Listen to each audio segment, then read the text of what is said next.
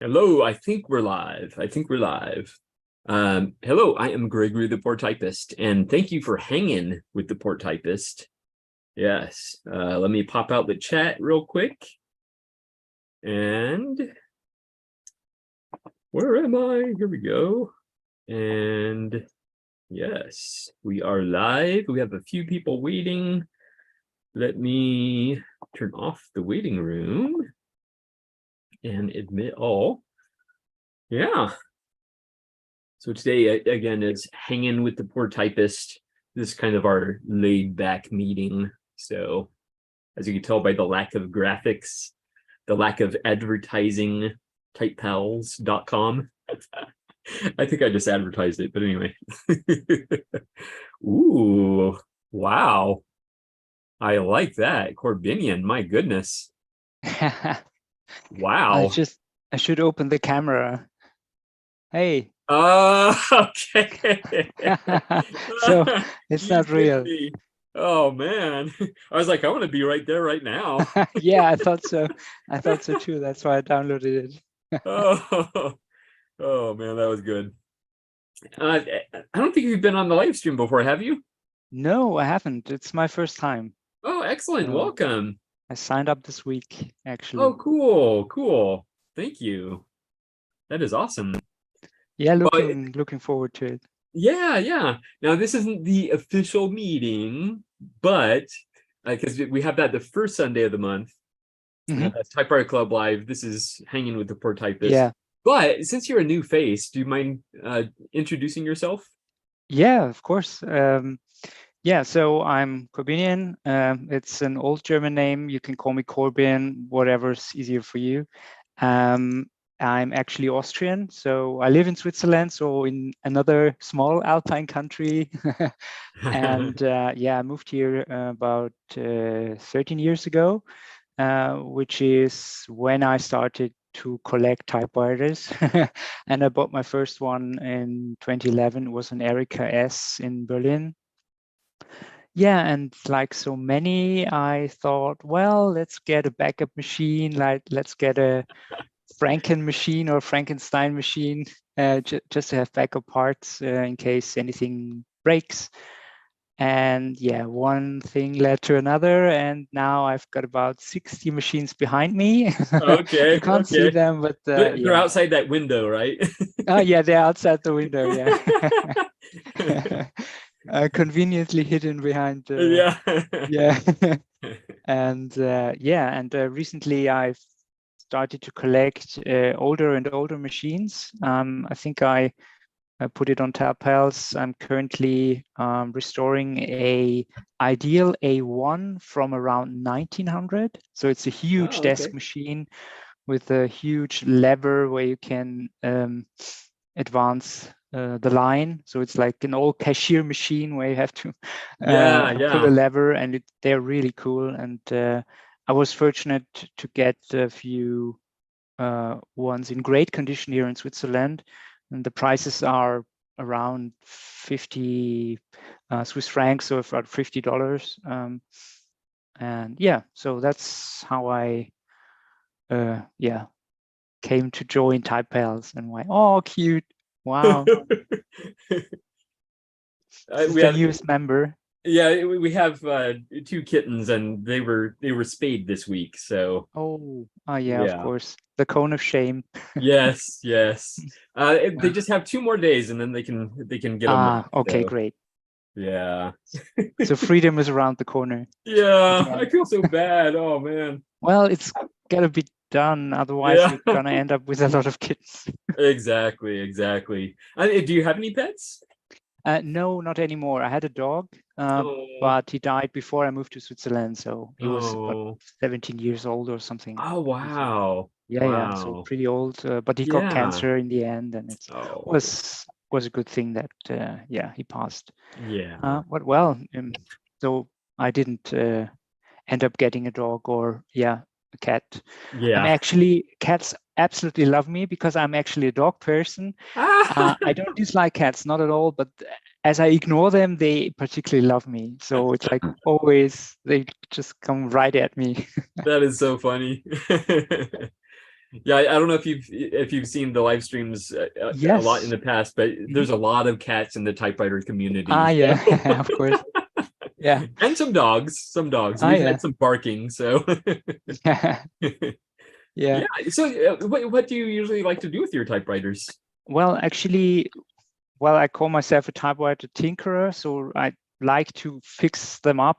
Oh, Usually nice. they are not really broken, so I usually go for, how do you say that? Um, like Craigslist type purchases. It's called Ricardo in Switzerland, so person to person sales, and Yeah. they've increased extremely after the second wave of COVID here in Switzerland, because it was the hugest one and a lot of elderly people died, unfortunately. So a lot of people got rid of old stuff, and a lot of them were very happy to talk about their grandparents or parents even, and were happy to have their machines end up where somebody would fix them up and enjoy them and cherish them. So yeah, that's why I have so many now, Yeah. and particularly the European kinds, of course, so like Hermes and Erica's and so forth. So Yeah. yeah. Yeah. So you've been doing this for a while now, like 11 years, Yeah, right? yeah. So Mhm. so you probably feel pretty comfortable working on typewriters then. Yeah, but they're still the non-European models can be a little tricky, especially the newer ones. So I think the very old ones are pretty much the same, more or less. The linkages are a little different. The no, that's not the right English word. Whatever. There are some details that are different, of course. Like every maker had their own parts and stuff like that. But especially the newer ones with tabulator stuff and where you can program the not program where you can change the side margins and stuff like that. So of the newer Erica ones, there were a few that could do that, and they are very complicated, and I can't fix those, but Okay. try to. Yeah. Yeah. And I bought a lot of repair Bibles, of course, Nice, nice. because you can't manage without those. There were one or two old German typewriter repair manuals around. So I've got a fellow typewriter enthusiast who's pretty close by, and he has a website called typewriters.ch, ch for Switzerland, the Oh, area code okay. for Switzerland. And he had a few of those, and I started with those. And yeah, and yeah, as you mentioned, I watched a few of the meetups on YouTube. So the Yeah. old ones, not live, but of course, because I haven't Okay. joined. Yeah, yeah. And I listened to podcasts as well, and I Nice. almost got to the beginning of the year, so it was really great. Yeah. So let's see Excellent. if I recognize a few voices I'm sure you or will. faces, even. Yeah, of course. Yeah. Well, awesome. Thank you so much for joining us. Yeah. Yeah, it's always cool to meet new people. So definitely. Yeah. Well, I do have one more question actually. Do you Mhm. have a favorite typewriter? Yes, I do. And I also mentioned that on my Tab Pals page. I'm very irrational around Corona Underwood 3 banks. So the early Underwood standard portable, the ultra portable small machines, it's just 2 hands wide. So it's really small. And it was the only one that they built in this size. So I think it's the model for the Lego typewriter, because that was the same Oh, design. And it's, yeah. And here you can only get, you can't get the Underwood standard portables 3 banks. They are not sold in Europe.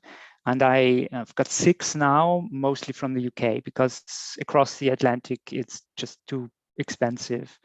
And that's why I can't ship any of my Ericas because I have a few spares. So if anyone wants to oh pay wow. the transport, I'm gonna happily give them away. I've Oh got wow. too many of the early Ericas, like S and M especially, because they're really great machines. But I absolutely go bonkers around the 3 bank. I don't know why. It's so small, it's so cute, and the type, the what's the English word for that? even though I've read a lot of. Damn it, I'm missing it. Type slugs or yeah, they're really short, like I don't know, half the size of the regular ones, and yeah. or But I guess then the type bars you're talking about, the type the bars. type bars, yeah, the slugs are a little larger because you have 3 symbols on one Yes, slug, yes, of course. And yeah, I recently bought one from with a German keyboard. So that was my last purchase for this year, I swear. So that's my absolute favorite. I really love those. They're so small, ultra portable, and they're very robust. And yeah, so that's it. So excellent. looking forward to this meeting and Yeah, definitely, getting to know the others. Yeah, excellent. Let's see. I know Roger was here pretty early too. Are you there, Roger? Yes. Yeah, I'm here. How's it going? I'm okay. You're okay? You hear me? Yeah. Okay. Yeah. Always getting good with the switch on my headphones, so Yeah. never sure what it is. Yeah. So nothing new. Nothing new. Okay. No, Okay. nothing new typewriter wise. I fell off the riding wagon a bit, so I'm way behind. Okay. Hope the startups again soon. Yeah, I think that happens to all of us. Yeah. I've been kind of off and on.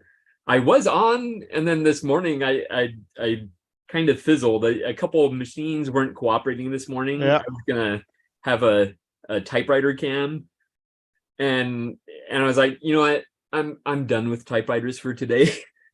Yeah. So I know that's sacrilege, but you know. Nah, that's human. Well, that's good to hear. Yeah. Well, I cheated. I didn't go on last week because it was the official typewriter meeting. So I said I'm not going there. Oh, you're always welcome though. I know. Just didn't want that. Okay. So every once in a while I have to skip a little. Oh yeah. Even I've done that. And I'm the host. Yeah, but you get the cats to worry about, so yeah. They're doing okay right now. They have those phones, but they're doing pretty good. So yeah, I've seen them out of the corner of my eye. So. Excellent. Yeah. All right. Well, thank you so much. I did buy the a couple of weeks ago. I did buy the Pelican tin for the typewriter spool. So okay. That arrived. It's pretty neat. Excellent. Now find some Pelican typewriter ribbon. Yeah. I remember you were talking about that. Yeah. When you said it, I just bought it right away. So I pushed you over the edge. Yeah. That's funny. It was a small edge, so don't worry about that. Okay, good. Now, do you think this is going to be a rabbit hole for you, or is like no. Just one and done? I just dived into another rabbit hole. Okay. And antique or old tools. So typewriters, I'm just searching for a couple of ones that I fancy. There's just a couple, but the tools I found an entire stack at work and are at home from my dad and some older people. So I'm now checking everything out. Okay. Excellent. And I might be able to use them at the typewriters, although they're too big, I think. Yeah. Excellent. So that's about it for me now. Okay. Well, again, thank you so much for being here, and you're welcome. Thank you for hosting again. You're welcome. Ooh, it looks like Colby's working on something. I like interrupting people. I see them hard at work, and I interrupt them. I'm struggling with something. You're struggling? No, I'm just struggling with something. That's all. Oh, okay. Oh, yeah. I was just trying to. I had a few things I wanted to do with my Olympia SM3. I got new platens in it last week, and when I shipped them out, something happened, and a small bullet-like piece came out. Wasn't sure what to do. I was wasn't worrying about it since I had shipped it out. But now that it's back, I'm figuring it out. Luckily, I figured someone posted on Facebook the exact same problem and did. So I'm like, yes, tell me how to do it, Dwayne. But I had a lot of help from online to be able to figure this out. Exactly. But yeah, nothing new for me really. I'm reading this interesting book called The Iron Whim. I don't know if anyone has also read it. Let me zoom It's a in on you real fascinating quick. look at the book. Yeah, it's a look at typewriter history from the perspective of cool. of writing, I guess. Not necessarily the act of writing, but the design of the typewriters for writing. Yeah. So it takes a different type of perspective on Oh, you're cutting out a little bit. typewriters. I've enjoyed it. Found a lot of interesting. No, I think my internet's pretty bad today. Yeah. But I've enjoyed the book. Okay, excellent. Yeah, you're a little bit choppy, but if you do want to talk more, you can always turn off your video, and usually that improves the audio. Yeah, it's funny. I've been having some internet issues today. Apologize. Okay, no, it's okay. It's okay. So I work in a library, and our library director, she attends our meetings, of course, and so now this is going back a bit when we were kind of working from home, and we'd have all these Zoom meetings, and she'd be doing it from home, and her bandwidth was really bad, and so we'd have to tell her to turn. She loved having her video on, and she'd have the virtual backgrounds and all that, and we'd have to tell her to turn off her video because she was like super choppy and talking like a very slow robot. So yeah, but anyway, yeah, but yeah, so you're enjoying that book? I am. And when you talked like a slow robot, it was especially slow for me. So yeah, I with my internet struggles here and my typewriter struggles, I'll just pass it on to the next person. Happy to be here. Glad that we have a new member. Yeah. Welcome. Yeah. And thank you for being here as well, Colby. And I hope you all stay and listen in, and you're always welcome to chime in, or participate in the chat, or whatever you would like. You're always welcome. So thank you, Gregory. You're welcome. Let's see, Sean, how are you doing? I'm good. Did you get to Anthony already? Because Anthony was here before me, I think. Oh no, yeah, Anthony, I'm sorry. That's okay. I just want Anthony being, he's a good-looking Irish guy with typewriters. I mean, now playing the host today is Sean. Well, hey, Anthony. Yes, Anthony, how are you? I'm good. There's no queue as far as I'm concerned. I think this is just. I know, we're just hanging out, but still. Yeah. But thank you, Sean. I haven't been around for a while. I've been very busy, so. You officially launched your website, and I think you have a calendar you put out and some other exciting stuff. Yeah, it's been a busy 2 months. Yeah. But the typewriter has been out, Nice. a few times. I mean, just not as often as usually. So I said I better get back onto these live streams, and maybe that'll prompt me to put one on the desk and get some typing done, Yeah. Excellent. But that's life, isn't it? I mean, if it's only a hobby, Definitely. sometimes other things take priority, Yeah, and I haven't written any of my formal writing work, any of my sort of, as it were, professional written work for a while either. So yeah. There aren't enough hours in the day or days in the week. I'm going to see if I can lobby our government to create a 28-hour day and an 8-day week. Yeah. Oh, please don't do that. But the extra Oh. day, no, hang on, Sean, don't jump to conclusions now. The extra day has to be another day off, you know? Okay, I'm good with that. It's the loss of the weekend. extra 4 hours every day before that I'm concerned about. Oh. Yeah, so fun and games, as they say, fun and games. There are no new acquisitions. But that's primarily because I've been too busy. I've been keeping an eye all right. Some things. Over here, I think I was telling you before. In fact, I definitely was telling you before. People sell secondhand typewriters and put ridiculous price tags on them, knowing nothing about the typewriter that they're selling, what it's actually worth, you know. In any case, I've reached capacity here in terms of storage. And the Adler Gabrielle 25 has become a firm favorite and is the one that's on the desk most of the time these days. So, Yeah. you know, maybe there's one out there that wants to compete with that, you know, at some point, but I have to get rid of one or two. I did sell the Contessa.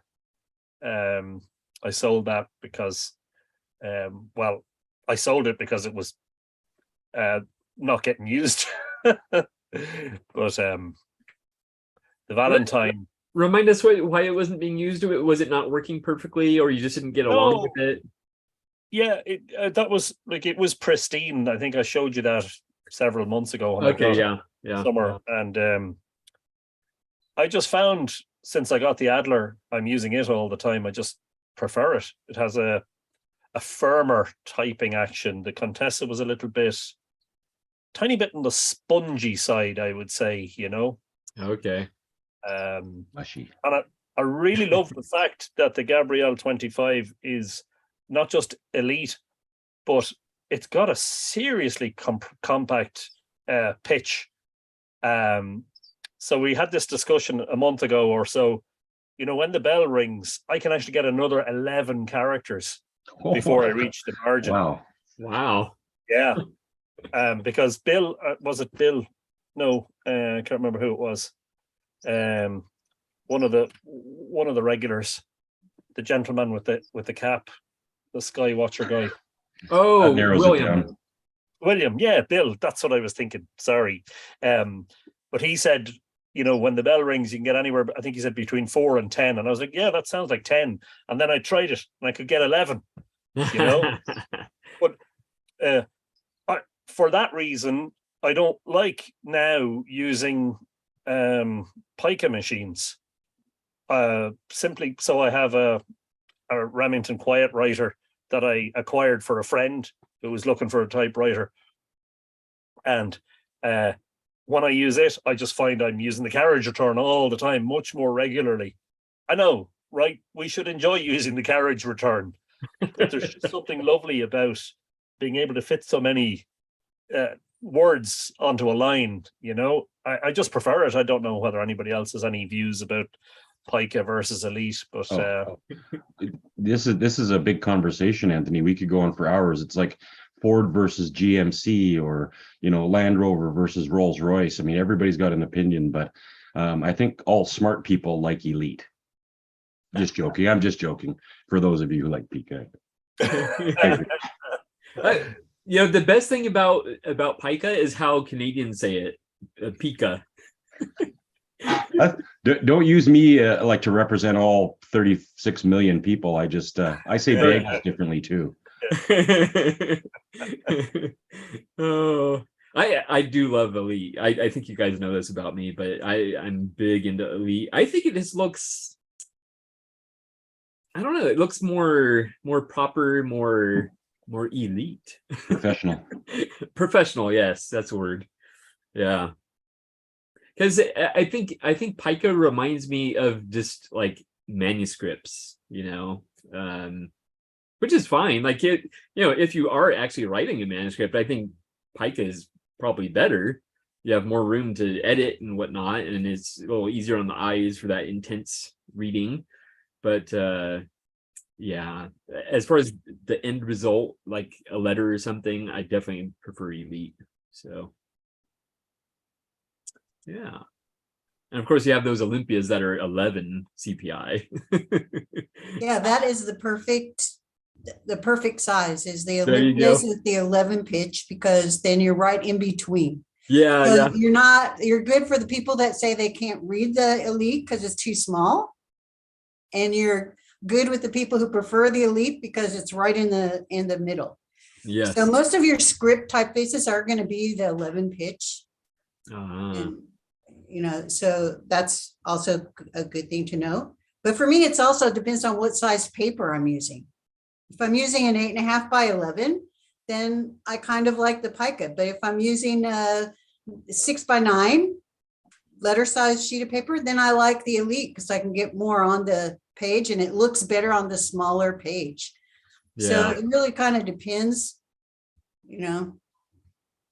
but there are a lot of people out there that really prefer that you send them a letter in the pica because they have difficulty reading the small type, Yeah. Yeah. especially when you get to be my age.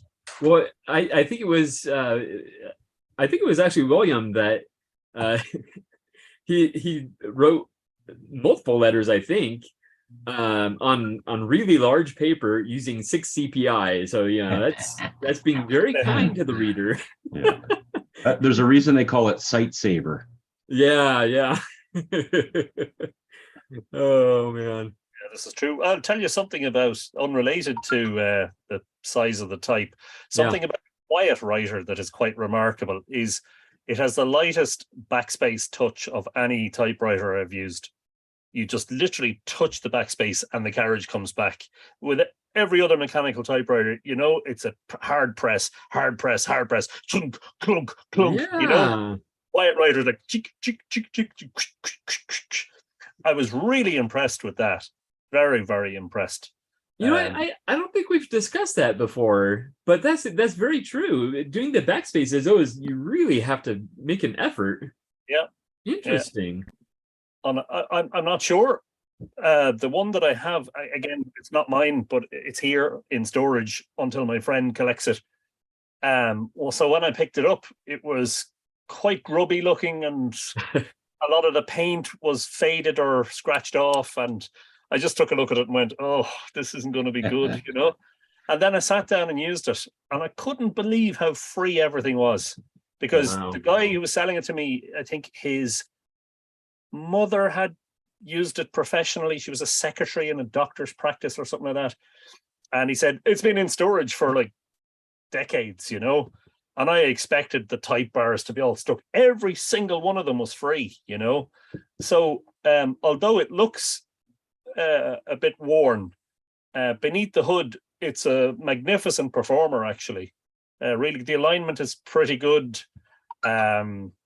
Everything works, all the keys are present.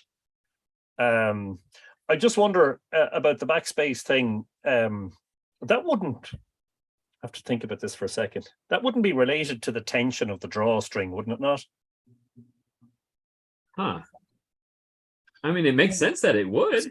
Well, you'd know if your forward motion on your regular typing was loose or the carriage wasn't sort of catching up to your if you type quickly. Because if the tension's not high enough, you're going to have some slowness as you just type regularly. So you'd see that in the backspace too. It'd be a little lighter, but you'd know on the front side that So is that an experience other people have had with the Quiet Writer, the really easy backspace? I don't know. I'll have to go push my backspace here. I gotta go. I'll find it after this. Yeah. Sean only goes forward. He doesn't go backwards. Forward, up, never down, never. Yeah. Yeah. The other thing about it is it's on the left-hand side of the keyboard. I think, am I right? A lot of the backspace keys are on the right. Like the modern computer keyboard has the backspace on the right-hand side of the keyboard. And almost every time I made a mistake, I either hit tab or what's the other key? I was hitting the wrong keys, and it's on the left, and that's just one thing you have to memorize, is the fact that if you make a mistake, it's on the left. But it's so easy, actually. Well, I'll take it out in a minute and show you. But for me, sometimes I get mixed up on the margin release instead of the backspace. I think that's what it is. Margin release and tab are up in the top right of the keyboard, where on a lot of typewriters the backspace is located. Yeah. We know Hermes just I had the same frustration with Smith Coronas. I love that Smith Corona silent that I have, but it's opposite. The keys are opposite. Yeah, Hermes just put them on the top row, which is I perfect. know. No more issues. Just top row. Exactly. Yep. Just keep those keys separate. Yeah, you gotta love that. Actually, that's one of the typewriters I was trying to bust out this morning was my little Hermes Rocket. Is it 40 or 50? I don't remember. Is that your orange one? No. It's an earlier model, one of the metal body ones. I typed with it on my blog. I don't remember the year though.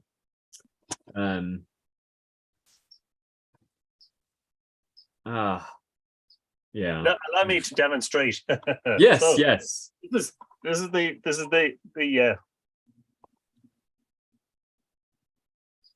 I mean, Oh, that's wow. just so easy. You just touch it. Oh my goodness. You do have pretty muscular fingers, though. Yeah. No, definitely not. I've got skinny Irish fingers. Skinny Irish fingers. Yeah. But it is. It's just the thing that I really noticed was just you just touch it. You just literally touch backspace. Whereas on all the other machines it was clunk, clunk, clunk. It takes a heavy touch. Really, I mean, physics is not a new thing, right? They've been doing this back to the Roman era. So obviously Remington figured out how to properly leverage the mechanism in the backspace to make it light and easy, and nobody else seemed to bother or put as much effort in, obviously. Yeah, I mean, it's all down to engineering, really, at the end of the day, isn't it? Well, engineering and materials, Yeah. Definitely. It is quiet also. I mean, it was marketed as a quiet machine. Yeah.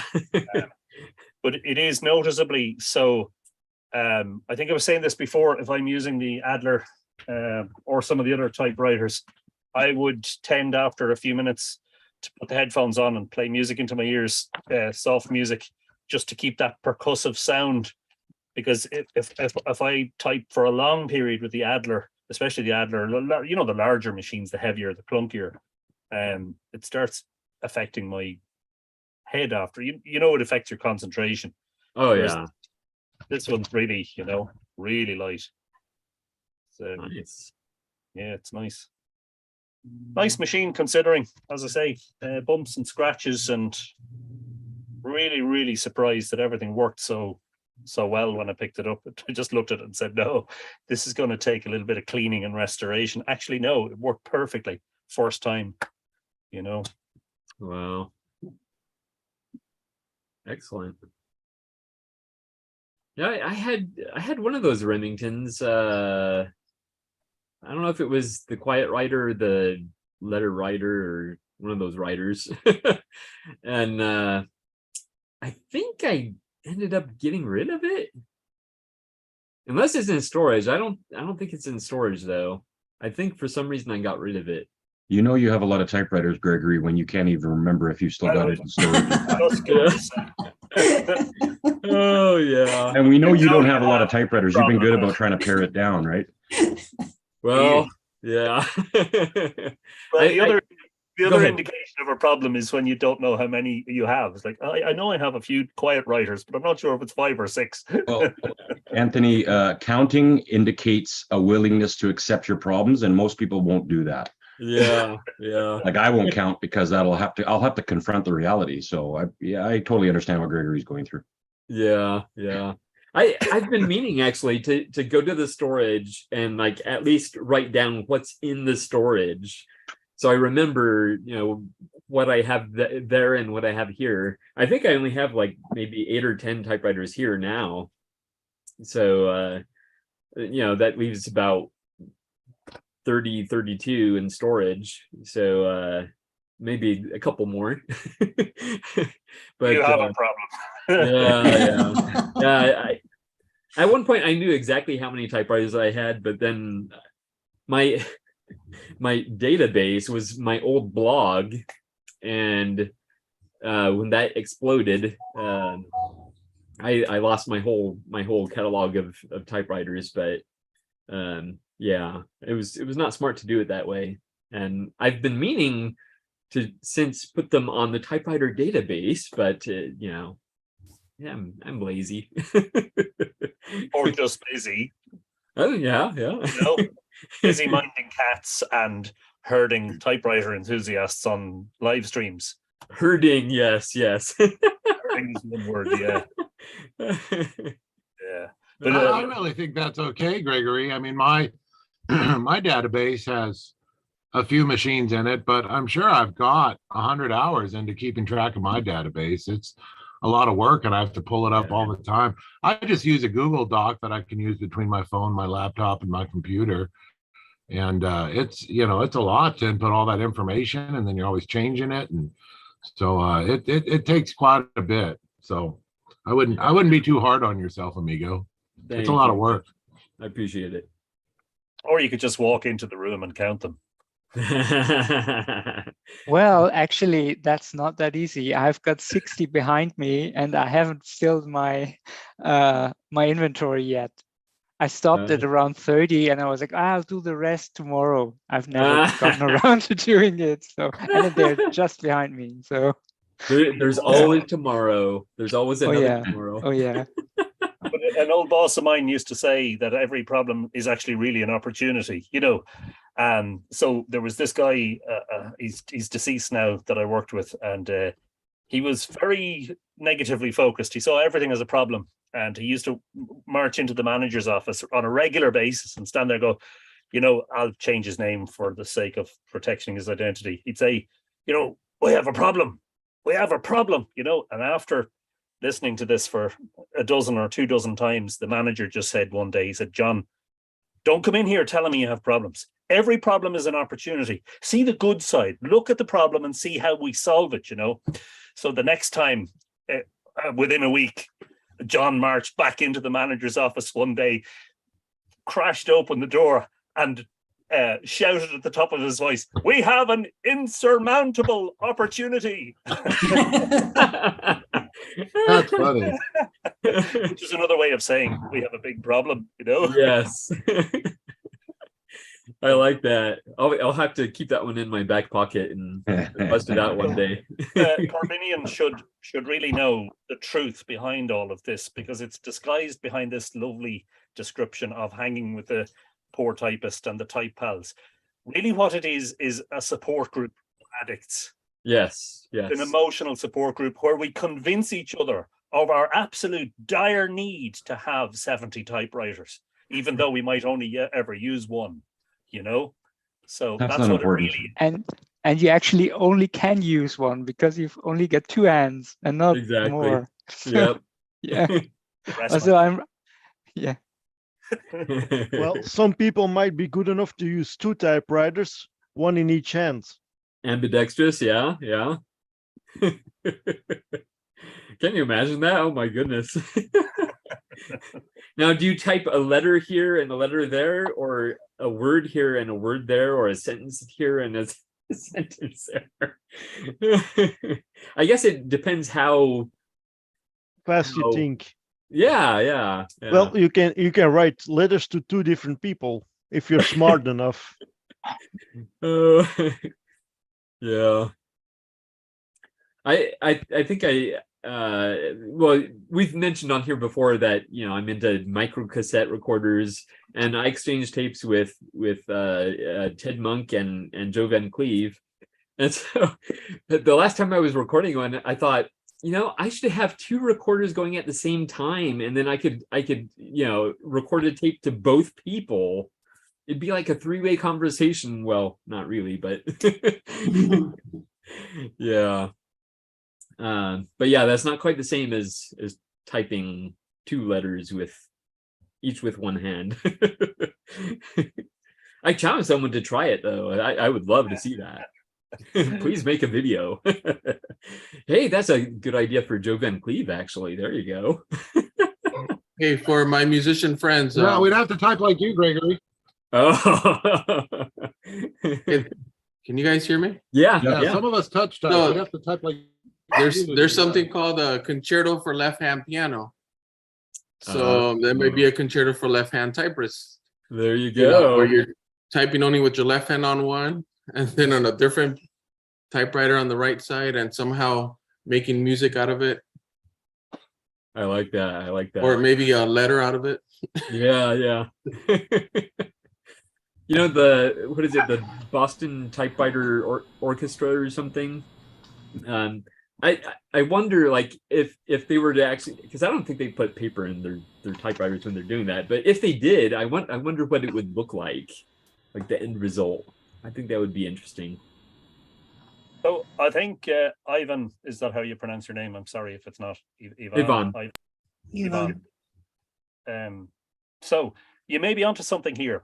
There is a gentleman in the United States called Brandon Luo, who has the world record for the fastest single-handed typing of the alphabet. He typed the entire alphabet. Now, this is not on a typewriter. This is obviously just on a keyboard. In 4.5 seconds. What? So I reckon Brandon maybe, if we put one typewriter for each hand, could possibly type up letters fairly quickly. Wow. Now, if he could do that with a typewriter, that would be really impressive. Then I'd be impressed. Yeah. All right, I'm gonna throw another idea out there. So there's individuals who have their corpus callosum. That's the part of the brain that joins the left and right hemisphere. I'm wondering if there's individuals who have had that removed, if they're able to focus on those two different typewriters at the same time, one right, one left, and create different letters at the same time. Wow. I don't know. I'm just thinking out loud here. Yeah, I like it. I like it. Wow. Yeah. And they usually remove the corpus callosum for individuals that have a lot of seizures. And it's the bridge between the right and the left hemisphere of the brain to really decrease seizures. And so, I mean, it's not recommended for everybody, obviously. But but here's the kicker: are you going to find somebody with a severed corpus callosum and also a love for typewriters? Yeah. That would be a very narrow group. Yeah. But someone's out there. I guarantee it. Well, I don't know what possesses people to do this. I'm going to share a YouTube video in the chat. But there's somebody typing now on a computer keyboard at 68 words per minute with only his left hand. Oh wow. My goodness. I don't think it would take that much to translate that into a mechanical typewriter. Obviously, you won't get 68 words, but I just wonder. Yeah. There are people who have far too much spare time on their hands. Hey, Bob, do you remember the reason for those left-hand piano or right-hand piano concertos from your music days? What was it? Do you remember why there was a reason to have a left-hand piano concerto or a right-hand piano concerto? Why the reason for that? Well, it's probably for people who couldn't hear the higher registers on the right hand, so they just wanted to hear the low registers. Google is your friend.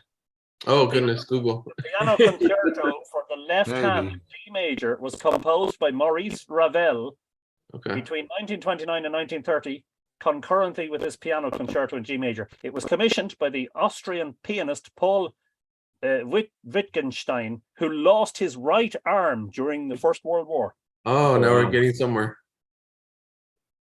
So what about? I'm just surprised Yvonne. Sorry, I'm surprised Yvonne didn't know that. Yeah, Bob, it's been 20 some years of outside of the world of music theory and music history. So, in the chat, Christopher McKellar says the piano concerto for the left hand by Maurice Ravel was written for a pianist who has lost the use of his right hand in the World War I. He says he believes that's the case. So that was just corroborated by Anthony, so I think we'll take that as the truth. Oh, okay, yes. I use the same feature. It's called google.com. Okay, got it. Okay, but in the spirit of this group, which prides itself on vintage, technology. I thought we would not use Google to keep in the theme of the era and only go with our inner noggins knowledge. That would have been a bit of an assumption, obviously, Evan. It was a huge one on my part. There was me about to pick up my rotary telephone to ring the editor of the Encyclopedia Britannica in 15 volumes. Volume 16. And then Gregory would go to the library card catalog. He would need some key Decimal words system. for you to utilize. Like, how can I help you? Yeah. Do you know what you're looking for? So I have a question. Does a rotary telephone still work? If you were to Yes. dial a number, does it ring at the other end? Yes. Yes. Yeah, every room in my house has a rotary telephone from the 1920s all the way up to the 1940s. Wow. I didn't go beyond that because I like the older ones. And yeah, so they're all plugged in, Danielle, to my Telus line, my wall plugs, and I can still dial numbers. And it's actually hugely important for my mental health to go to the phone once in a while, pick it up and go and start doing this, because now, back in the old days when we all used rotaries, we had our 7 digits, right? I called you at your 1, 2, 3, 4, 5, 6, 7 number. But since we all use our area codes now, at least in North America, I can't speak for Europe. So you have that extra 3 digits on the front. Well, now what happens is I dial the area code and then I oh yeah, right. And then you're trying to remember the rest of it. So it takes a lot more time going around, but yeah, they all still work. Wow. Yeah, no, I've used rotary phones when I was young, but I know you I wasn't aware that maybe Alberta Telephone or whoever is your company, you said TELUS, so the technology is still enabled. That's interesting because my understanding I was is hesitating to buy a vintage phone that I can find close with a rotary dial in case it wasn't working. So you can do that as well, Danielle, even if you don't use TELUS or anything else. There's pulse to tone converters. There's some other converters that you can buy for rotary dial phones to convert them over, especially if you're on an IOIP or a VoIP system now. So yeah, they will all still work. You just have to do a little jury rigging if you're not working with a traditional telephone company that still has POTS lines enabled.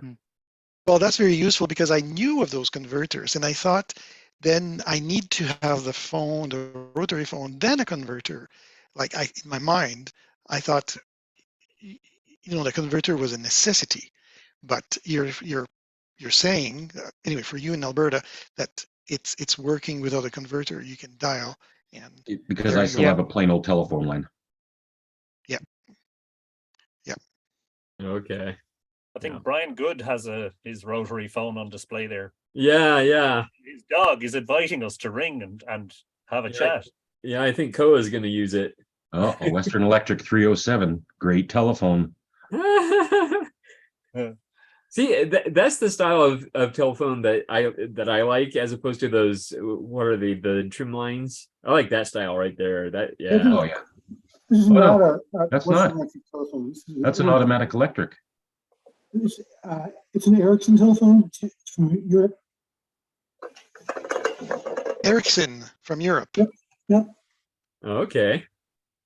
Your sound is muffled, Brian. That's I'm sorry. A terrible microphone. No, it's good now. Now that you're looking into the laptop. Brian, does that one still work? The sides. What's that? Does that one still work? Do you use it? Yes and no. When I got it, it didn't have a bell in it. It had been taken out.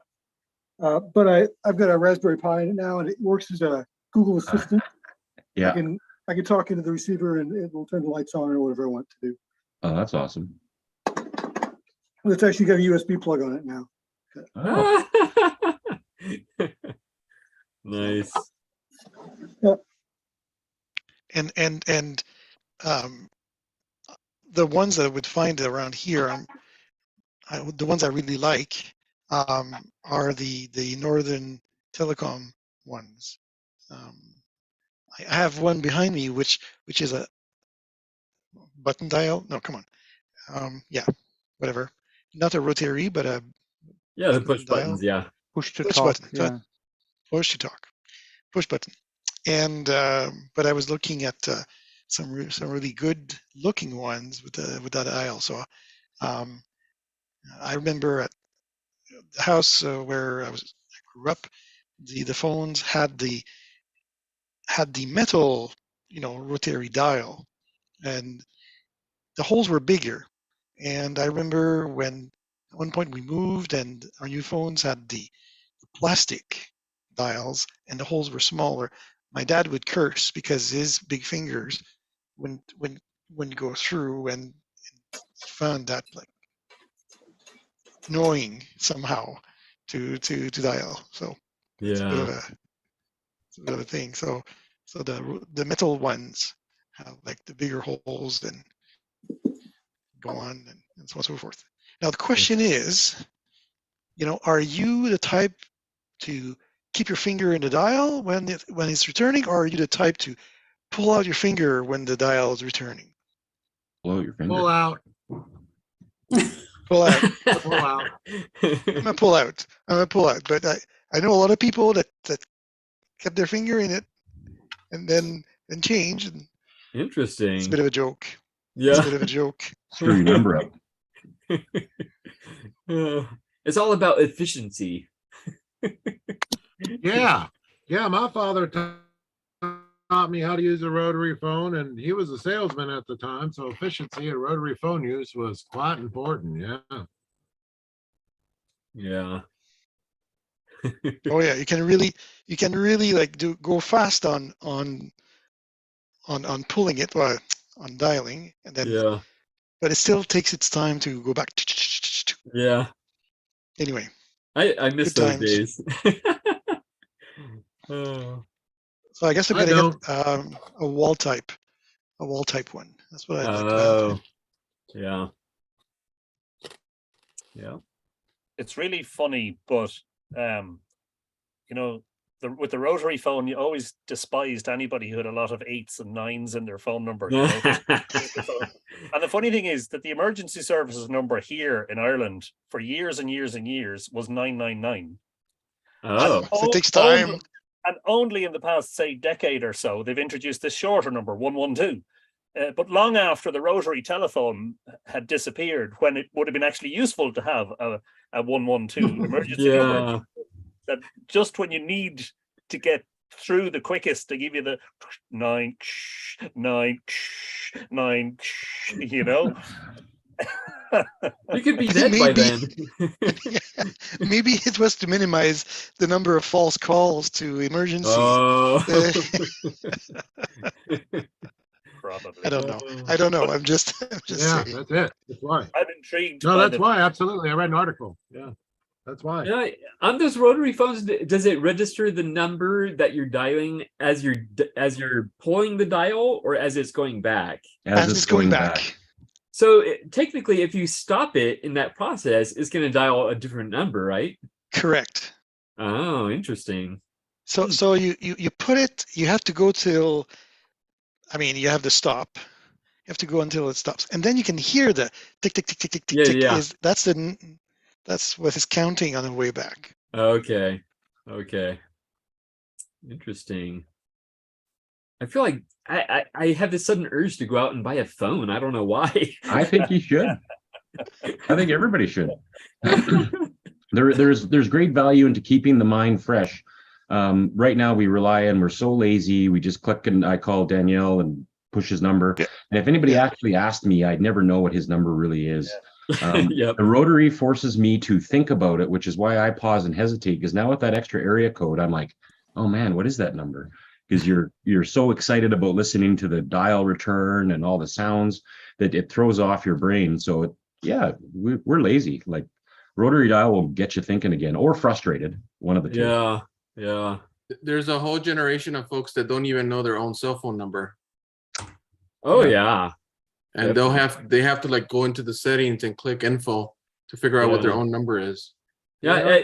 At work we run into that all the time, because we're like, one of the ways we can look up their account is by their phone number.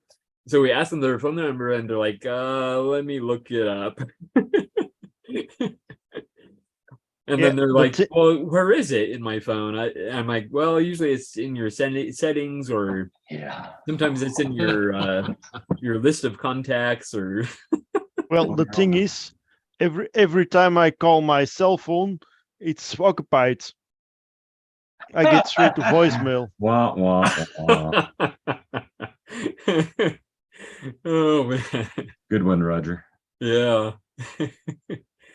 Thanks. Oh. I had to explain a few months ago.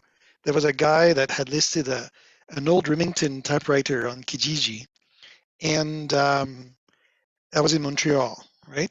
Okay, so he had the wrong description for it, and I said my heart was hurting. I was like, it's hurting to have this beautiful vintage typewriter, and he doesn't list it correctly. So he had taken the badge of the typewriter shop or the typewriter seller as the name of the typewriter. He had listed that as the make of the typewriter, and he had listed the serial number as the phone number. The phone number back then was 2 letters, then your third was a numeral, then the last 4 were numerals. So depending on, we've had this conversation before on one of this Zoom calls, but he had like the whole thing like listed incorrectly. So I wrote to him and I politely said, it's a fantastic typewriter. It's in good conditions, vintage. Here's a few things. This is a Remington, number 12, and da, da, da. And I said, what you listed is the badge of the the shop that sold it, and that number there is their telephone number. Yeah. And there was a back and forth because he couldn't get. Then I had to explain the whole telephone number thing. Yeah. And I was quite he was very thankful. He corrected his listing, and he must have sold the typewriter because it disappeared a few days later. But Yeah. that was just showing that there was a lot there that had to be from vintage or like past years that Yeah. this young man was not getting from the description from the typewriter, what he could see in front of him. He couldn't really get it. Yeah. Now the question is, did you get a commission? Yeah. The question is, did you get a commission? No, but he was very thankful. He was like genuinely thankful. Okay. In his replies for the help, and I haven't heard back from him. But that was just fun too. Yeah. To try to list it correctly. Yes. Yes. So, anyway. Yeah. I would think that would help sell it, because then people would be able to properly discover it in a listing. So yeah, I'm not sure. I think he might have had in the description typewriter. That's how I found it. But okay, it just I'm telling you, I'm too much OCD. It was like I couldn't stand saying like, oh no, this is all wrong. I'm gonna help him. Well, it's kind of like all the listings where they have the typewriter sitting in the lid of the typewriter case. It's like, please do not ship it that way, please. Yep. You're right. Yeah. I've actually done that too. Like one of a beautiful typewriter that was like too far from me to really consider to drive there, and the person wouldn't ship.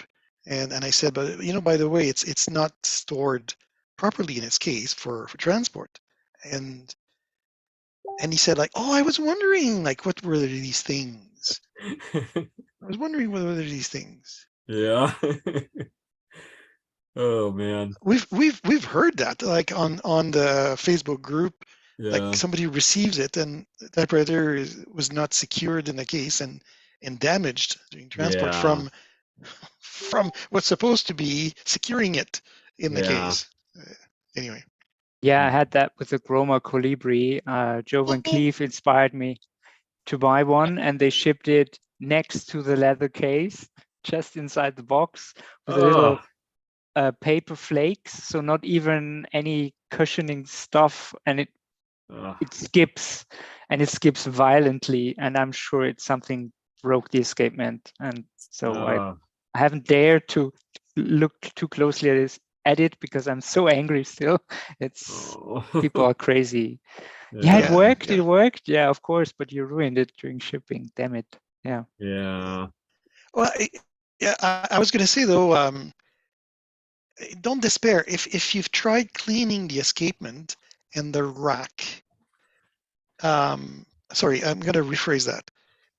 Maybe there's enough old grease and dust and dirt in the escapement and the rack that got dislodged during transport because it was shaken, and now it's preventing the typewriter to be smooth, and it's skipping. I've seen that where cleaning it took away the problem. Like really, like following the good cleaning practices, like it.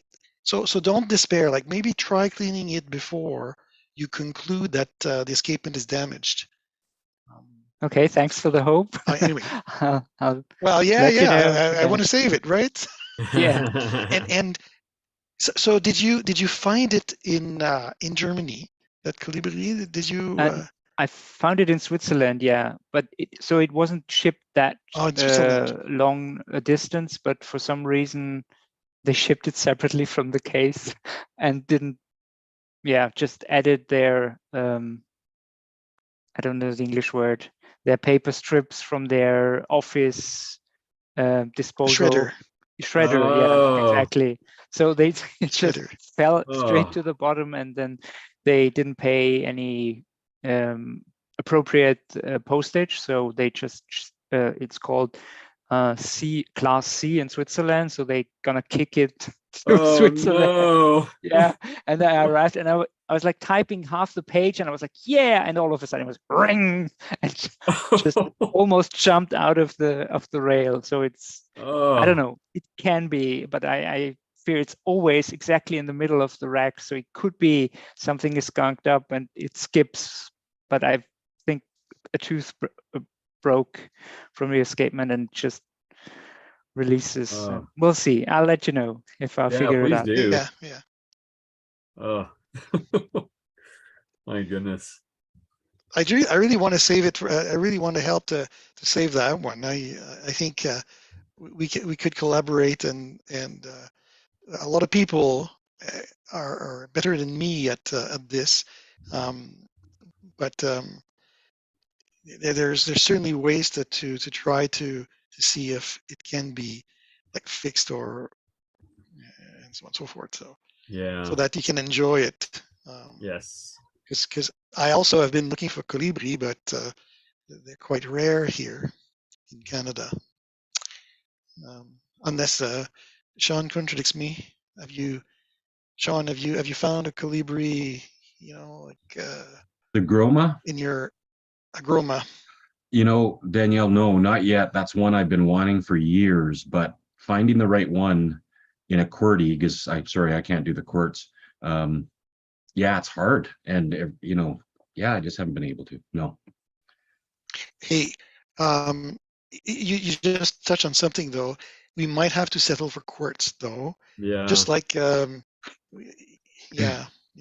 I appreciate the quartz people. Corbinian probably definitely one of them, but no. says the rotary dial phone guy. Well, yeah, I know. Oh yeah, I know. Says the rotary dial phone guy. But I agree. I had to simply buy a quartz keyboard on an American machine on the Otherwood 3-bank when I found it. So I have got one French keyboard and one German. I was like, yes. So I agree. If I find a Colibri with the QWERTY keyboard, I'll let you know. If I was forced to use a quartz, I'd rather use a quartz than an Azerty. Oh, yeah, yeah. Well, That's the Canadian. So, Mm. well, not French Canadian, obviously, but no. Well, French Sean, you're Canadian is going from is different too. Sean. You seem to be going from one extreme to the other. I know. Well, I'm Like feeling very torn right polar now. opposites. I don't want to be forced to have a quartz typewriter. I've got one, and I never have any end of problems with it when I type, because you get into the zone and your brain's thinking. So before you know it, my Pritz letters become all screwed up because the Z and the Y's all move. So Sean, when he makes a mistake on his quirts, he goes, "Why? Why? No, I go Why is the Y not to?" whiz. Yeah, but to go to a Zerti, really? Oh, I would never go to a Zerti. I mean, I'd rather go with quartz than a Zerti. Oh, Well, I think It's not hard. It's I not think hard. the reason for that is because I think the reason for that is because Canada, the name Canada has 3 A's in it. So if the A is in the wrong place, that's really gonna throw you off if you can't write Canada. now you've got it, eh? Oh man, I think I'm an honorary Canadian. So yeah. Well, once you say You're welcome. Pika, then you'll be Canadian. Okay. Okay, I'll agree that word Z with the Z. I tried it, and I mean, I think after maybe 100 pages, I think I might grasp onto the concept, but it's like there I did it again, and it's like, and then I end up typing in the letter. By the way, I'm using a different keyboard. Yeah. So I did sell that one. It was too much work to think about it, and it took away from the enjoyment of seeing, smelling, feeling, the whole sensory experience with the typewriter. So. Exactly. at least you don't have to type any passwords with the typewriters. Oh yeah. That would really mess What's you up. wrong? What's wrong? Account locked. Oh man, yeah, that's true. Before you realize that you're in the wrong keyboard configuration on your laptop, your account is locked. Don't laugh. A lot of companies here in the pharma business use the English keyboard, and they don't always tell you when the system switches, and all of a sudden you're locked out of your account. So I've been there, really, because it's a QWERTY keyboard, and nobody shows you and nobody tells you on the damn system. So Oh man, that is funny. I was wondering this morning, actually, Susan, your typing is coming up, right? Oh yes, next Saturday. Next Saturday. And it's going to be quite a deal, I think. I mean, everybody, people are coming from all over the place. The Austin people are coming. The people are coming from San Antonio and Houston and Oklahoma. And so it's going to be quite a convention, I think. Yeah. Yeah. I've got a lot still to do to get ready, but, I've done it before, so we'll get through it. Exactly. We're very excited about it. This is your second one or third one? My second one, yeah. The first one was in June, and this is the fall version. We had to have it kind of late in the season because of the elections, because here in Texas, we use our libraries as polling places. Yeah. And so they had to get and we have early voting, so they had to get the equipment in early, and then now it'll all be gone, this week, I guess. Yeah. Or last week. But yeah, so we're going to be doing, because it's the kickoff to the holiday season, because it's the Saturday before Thanksgiving, we are doing some fun things, like we're going to be allowing people to buy, sell, and trade typewriters and typewriter related merchandise. We're also going to be having a calligraphy group, and I have gathered together a bunch of various kinds of vintagey looking Christmas cards and Christmas stationery, and people can write a holiday letter. And if you have kids, they could write a letter to Santa Claus. I have some with the Santa Claus on the top. And then the calligraphy group is going to address the envelopes for you and it's beautiful work that they do for free. So you just have to pay the postage, but you can get a jump start on your holiday letters. That's going to be a lot of fun. And we're having a typewriter beauty contest. And we're doing 2 categories, pre-1950 and post-1950. And so people have to bring their typewriters. It starts at, or the type-in is going to be open at 10:30 and it goes till 3:30. But the typewriters for the beauty contest have to be there by 12:30, because between 12:30 and 1:30 we'll be voting. And then we'll be giving a prize for the most beautiful typewriters. And yesterday I posted that I think we should have an ugly duckling contest. That'll I be saw fun. that. Because maybe I could win.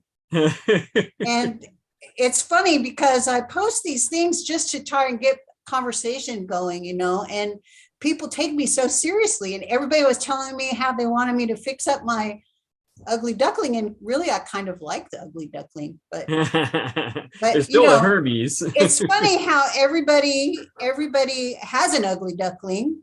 Even Ted commented that he has an ugly duckling and showed a picture of his ugly duckling.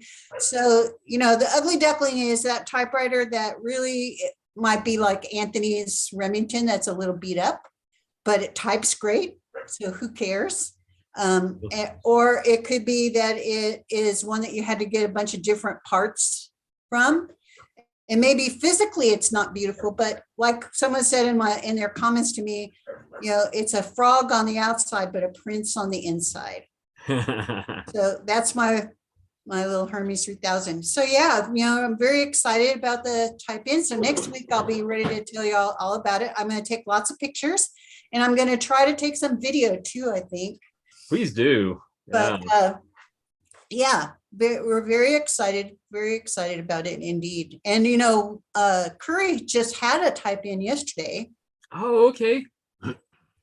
Yeah. So we've been having a lot of type-ins around. One of our members, she hasn't been on in a long time though. She recently had one in Milwaukee. So, and Neil's going to be having one before too long. Yep, Nice. Saturday, December 3rd. Yeah, Oh, so okay. you know, so I'm so excited that everybody else is having them too, because it is a lot of fun. You know, like my point yesterday with the ugly duckling was that there's a lot of people that know how to repair things that maybe you don't know how to, or they know how to fix things. And when you go to these type-ins, they are more than happy to give you advice. You know, if you just ask them, hey, look, here's what I have, you know, what do you think? So that's really nice. Also, I wanted to say I got my first Type Pals Christmas card yesterday. Oh. It came from Australia. From Australia. Me too. I got one too. Yep, me too. It arrived Thursday. Mine arrived Thursday. So mine arrived yesterday, and so that was very exciting to get so now I feel like I'm way behind. So I need to get my button gear and start getting my Christmas stuff out. And I also got a lovely letter from May yesterday.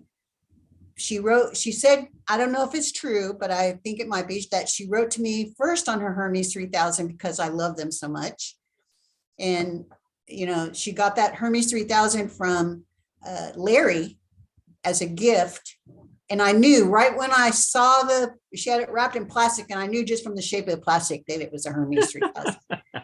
And so I guessed that it was a Hermes 3000, and I was right. And I'm so excited for her that she got a Hermes 3000.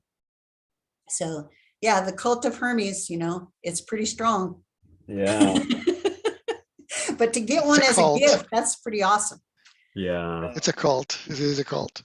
It really is. Well, either you like them or you don't. Some people don't like them, and that's okay. You know, I feel that way about royals, frankly. I'm not fond of royals. They are not fond of me. The two of us do not get along. So, but, you know, that's why it's so lovely that there's so many different choices. Yes, exactly. Yeah, Yeah, go strikes me as, and I follow you on Facebook. I see activities. You are a great ambassador for the typewriter, and oh, thanks. You're doing a huge amount. It's brilliant to see all of the things that you're doing. Well, I love so much to share my affection for the machines. And more than that, I think that it really opens people's eyes to the value of communication. I've been doing a lot of little events with my library with kids, and they love typewriters. They love the instant writing a letter thing, and they all know how to keyboard from the time they are 2 years old. So for them, all I have to say is it's mechanical. So I need you to just press down a little harder, and they're on it, and they just type, and they are so happy when they get a letter. And so it really warms my heart because, we have forgotten, there's a whole generation of people that really don't send out a lot of mail. And it really is nice to get something in the mail other than a bill. That's exactly it. Yeah. That's exactly it. Yeah. I go, you guys, it's so much fun to get a piece of mail, a note, a card, and they write letters to their grandparents. They write letters to one even wrote a love letter to his mom, just dear mom. And she's right there, but that's okay. It's so sweet. But, that's the thing is that we have forgotten. So this next year, I plan in May, I'm working right now with my library to do a big deal because May is National Letter Writing Month. And so I'm hoping that we're going to do a big deal, maybe with more than one library. How I'm going to split myself in half, I don't know. Maybe I'll do, but, and really focus on, writing letters and, again, I'll provide free stationery and, see if we can't get some letter writing going on, because that's the thing. When I think back to the pandemic, it really meant a lot to me to get a letter, and to send a letter. And people have, that's why I love typewriters. Yeah, definitely. Yeah, there's a world of It's a difference big part. between And type pals. letter and an email. Yeah. I just find when I'm typing an email, because again, I spend so much time at the computer with my work that I want to get it over quickly. And it doesn't contain the depth of thought and the emotion that a typewritten letter does. And I find when I write to the type pals and to other people, when I write a typewritten letter, I have a tendency to want to fill the page to the bottom and sometimes a second page. So I wouldn't type a letter, the page and 2 lines.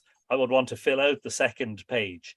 You tend to take more care, you give it more attention, you give it more love, actually, and for that reason, as much as the fact that we're using vintage technology, is the fact that you put much more time and care into it. And so the result is what you receive has a lot more value, personal value, than an electronic email, which, let's be honest, I don't know about the rest of you, but I find myself inundated with electronic communication. And I do tend to find that there's a much more wholesome experience in opening the envelope, in taking out the letter, in holding it in your hand, in carefully reading it.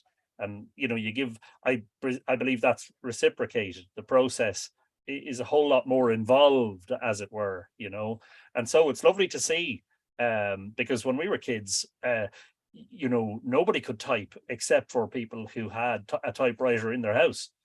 And if you could type, I think I've said this before, if you could type, it nearly guaranteed you professional work if you type at a decent speed. Nowadays, as you say, kids as young as 2 and 3 are familiar with the QWERTY keyboard. So it's lovely to see those, I was going to say progressing, maybe the word is regressing, but without the negative connotations to the older technology, Yeah, like I said, they just love to have that instantaneous result. You don't have to type it and then hit print. You can see the word appearing before your very eyes. And kids love stuff like that, And so, but I will say this, over the years, there are things that were sentimental to me that I saved. Like I have a card that my grandfather wrote and included a birthday gift for me. And I referenced it this year in a letter that I wrote to my brother for his birthday, where I said, I have this card and I hope that you might save this letter, because someday you might want to look back on it and realize how much I care about you. And it's little things like that. You realize, obviously, every piece of correspondence you're not going to save, but there's some that are just a little bit more special than others. Oh yeah. My daughter-in-law, when she joined our family, I write to my son all the time, and I write using a typewriter, obviously. And she said, I can't believe that you spend all that time writing to him when you could just call. And I go, well, some things just aren't the same. This way he's got it. He can go back to it if he wants to, but he knows I cared enough about that particular subject to sit down and write to him about it. And writing is a lost art, and I don't want it to be lost. I want it to exactly. I want it to be found. Yeah. That's great, Susan. Yeah. Fabulous work. And the other thing, you're probably doing all that on a non-profit basis. Oh yeah, it's I do it. You do it for the passion. I go, like I say, I go to estate sales, I go to all this stuff, and I find a lot of great stuff. I have people that will contribute to me that know I do this and will say, hey, here's a bunch of paper or whatever, and you can use it at your type-ins. But yeah, I don't expect to be reimbursed. It's a volunteer thing that I do, and I have the time to do it, and I love to share with other people my adoration for writing. So yeah. So my type-in is this coming Saturday. Anybody is welcome. I'll be right there. I'd love to be there. Book my plane ticket. Spirit anyway. Yeah. But it's going to be a lot of fun, and hopefully it'll be just as epic as the first one. We'll see. I'm sure it will. You're doing amazing things, Susan. It's really wonderful to see. Well, like I said in my typing prompt last week, the typewriters rescued me too. They have never let me down. Yeah. When I needed somebody to just let me write and get my thoughts on paper, they were there to let me do it. So I'm so glad to be sharing them with other people. Excellent. Very good. Yeah. Even if they are Hermes. Yeah. Or royals. I really like the way Susan said all that. I know locally here, I've actually just gotten in contract with a nonprofit called Inlandia. There's a huge problem. I've got friends who are librarians at community colleges. Anyways, we're 100 years behind. We haven't had this kind of illiteracy in 100 years. So typewriters are a great way to show kids that they can write, and the writing can be instantaneous. It doesn't have to be a computer looking over your shoulder or something telling you, what you're doing is right or what you're doing is wrong. So it's very exciting. I've gotten out in the community just a handful of times with them lately, at high schools and colleges, and just let the kids type. I was actually looking between you and me, Suzanne, I was looking into just hopping into Texas to enjoy your type. And as it turns out, I've got some pretty cool business to do over in Vegas. So I'm going to hop over to Vegas the latter part of next week, and we'll see what it turns into. Oh, cool. Yeah, good for you. And I think we really all need to bestow the services to our community to remind people that it's okay to type. Children are stupider now than they have ever been in the last 100 years. So whatever it takes for us to reach out to kids, and I don't think it's their fault at all. I mean, it's the technology that's being pushed in front of them. So if you can just show them, hey, here's a pen, here's a pencil. You want to do it faster, here's a typewriter.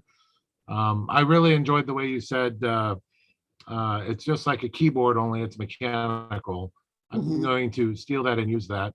I work with children a lot, even moving the marching band, which I think we're officially done with for the year, but now we've got winter drumline. But anywho, I'm around kids all the time. Lucky me, they fingerprint me. I work for the government. They think I'm trustworthy to be around children. Go figure. But I think I really enjoyed the way you said that. That it's just like a computer keyboard. It's just mechanical, and this is how it looks. So I very much look forward to flying in sometime. And of course, I think I'm going to be in Austin the early part of January, or maybe the mid part of January. But don't tell the ATI guys that. I'm going to try to surprise them. I mean, hopefully I don't surprise them too much, you know, but. Well, David is coming. David is Yeah. obviously coming, and you know, he is like the world's biggest typewriter cheerleader too. And Everett won't be at this one because he's got family obligations, but David will be there, and I think there's going to be some of, like I said, some of the ATI group that's actually from Houston is going to be there. So, you know, they are great supporters and have been a huge help to me in organizing these type-ins. And, you know, the minute I say I'm going to have one, they just are, okay, well, we'll be there. So, you know, I'm very lucky to have them in my back pocket. You know? Well, I think that's hard too. What defines a type-in? It's kind of something we started redefining, whether it's 5, 8, 10 years ago, whatever it may be. It's very exciting. You guys really are writing definitions on it. You know, I just refer to it as getting my machines out into the public. You know, what does it take to get my machines out into the public? And sometimes the events are closed to certain schools, but sometimes they are on Main Street. I did one of those a few weeks ago, which is nice. So I don't know, maybe I'll just start referring to them as type-ins. Well, like I said, I've done a few things just smaller. That's just, you know, like me with machines in a, you know, with a group somewhere. But for them, for my typewriter people in my area, they really like to have a bigger space where they can show off what they have been working on or what they just recently got. I was saying to somebody in a comment yesterday on Facebook, you know, the advantage to a type-in is when you start collecting, you don't even know what you like. Yeah. You just know that you like typewriters. So any typewriter, you're just going to say, okay, I'll take it. Okay, I'll take it. And it's only after you've tried a number of different kinds that you realize what it is that you like.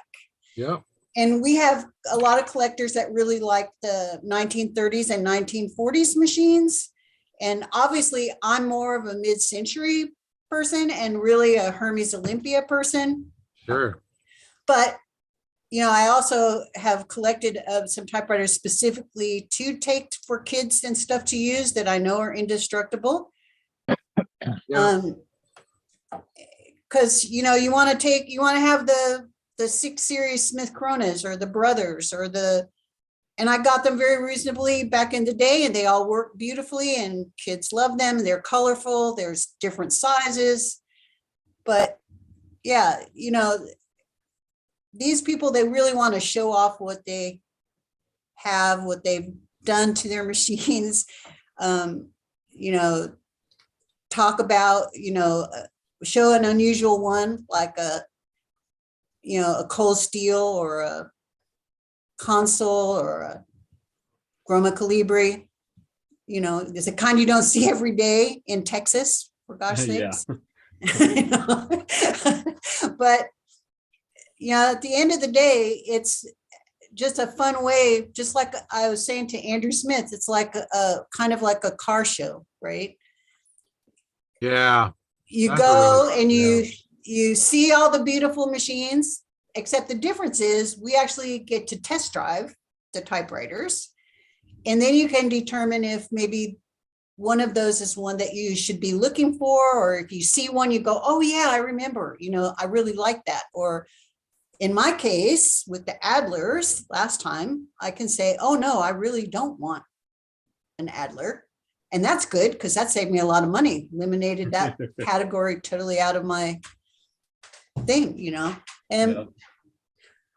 so then you get to know people and they get to know you, and you know that's a lot of fun too. And like I said, you can get some great advice from the people who are like you, Bob, who wrench on typewriters. I mean, I Well, don't, but today I'm welding on typewriters. you can get a lot of good advice about if this, you know, is this fixable? Is it not fixable? This is what's happening. Why do you think that is? So, you know, that's part of the advantage to a type in, you know, especially when there's a lot of typewriter people that come. Yeah. Well, I agree. So I'm going to, I don't know, but I have Gregory, I have Yvonne, and that's about it. Lucky us. Well, I've got staff and support people, of course, but I think it'd be fun to find a good public arena where we can get space and take a lot of machines out and have a lot of tables. And well, I was stunned with let my people first one play with with how many people there actually were. And some of them were people that I had not met before. I had no idea they were even in this area. Yeah. And, you know, so sometimes you just have to have something and somehow get the word out, and you'd be surprised how many people will show up. Well, there's a lot to that. We're doing a thing again in LA like we did last year, December 3rd this time. I think Nice. last year was December 4th, but it'll be very similar. What do we call it? The Wonderland Marketplace. So we'll see how many new people we can get out there. Gregory, it'd be a lot of fun to see you out there. That's for sure. Yeah, I will try. Has anybody heard anything about virtual Hermans coming up in the spring? Not yet. Give Not it time yet. though. I'm sure David will get it out soon enough. It's a bit early still. I think only started hearing about it in December. In December? Yeah. Okay. Yeah, that'll be interesting. It's always a good one. Yeah. It looks like Christoph is feeling better. Are you feeling better, Christoph? You were pretty sick last week. I'm still, but better. Oh. But you're better. You're Sorry? mostly better. I'm better. Not really, but I'm better. I can Okay. work. I can buy some new typewriters. That's okay. So last week sorry. Last week I went to antique shop near my home, and I met a guy who owned 150 typewriters. Wow. And he lived just close to my ex-wife's house, and I have a rendezvous with him on 21 November. Yes, 21 November to see, because he wants to sell a big part of his collection.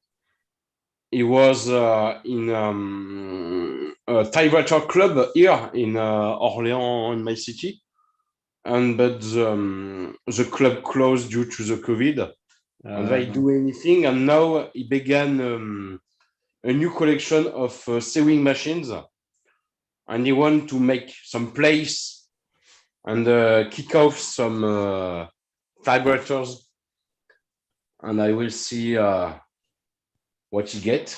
But now I have a new baby at home. Oh. Royal 10. Nice. Wow, with some little scratches, but everything works. Course. Everything works perfectly. Wow. I saw on the internet with the series, code series, It's from 1919. Wow. Yeah, that's beautiful. Yes, I'm checking on the web for new ribbons. Ah, okay. Because it's working, and I will buy some new ribbons for the Royal and on other machines. And the guy I will meet at the end of the month, he got a white Valentine. Ah. It's a very, very, very rare Valentine. So I will check his collection. He got some interesting machine. I don't remember. I'm looking. Where is he? Yes, Jenny. On Facebook. Some. He got some cool. Because he got some calculators and some typewriters and up. Where are you? Where are you? Yeah, he got sorry, beautiful Hermes, some Mignon, a lot of Mignon typewriters, old Remington. Yes. I don't know if you can. Oh, hello, the cat. Yeah. Cat with a cone. Did you receive Starlink? No, not yet. Ooh. So I don't know if you can see his collection. Very beautiful Hermes. Oh wow. I already got this, the Chicago Olympia here, and Mignon. That's Oliver. a typewriter. He got 5 or 6 Oliver. Oh my goodness. And you see Remington like this, another Royal, Hermes baby,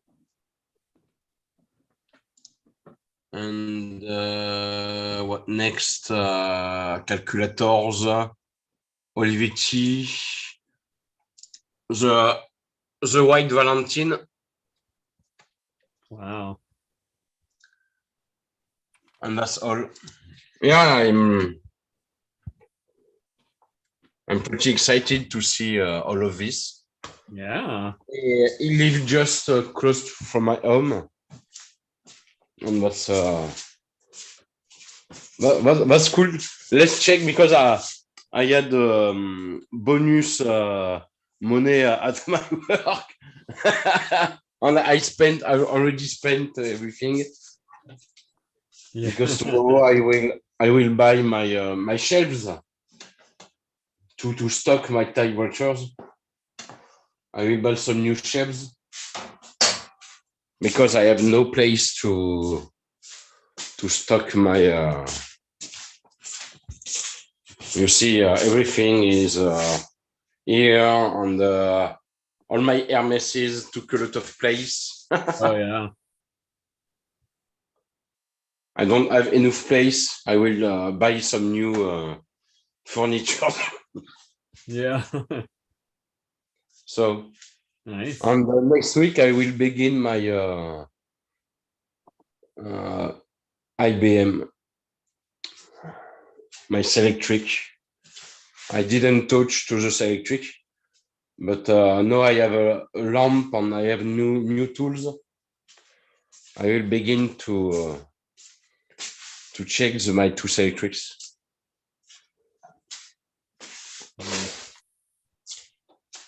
So,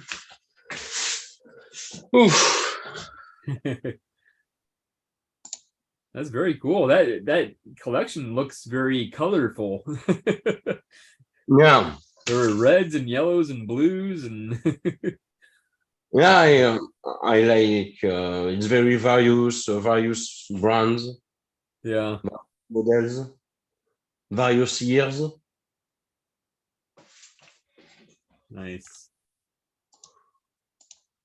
Yeah, so we look forward to seeing what you pick up next. Yeah. Very Let's check on December. yeah. Excellent. Let's see. So I Scott, received. je vais t'envoyer un Sorry? courriel. Si tu veux chercher une machine pour moi, je vais t'envoyer un courriel. D'accord. Okay. Merci. And I had some letters. I'm very late on letters. I received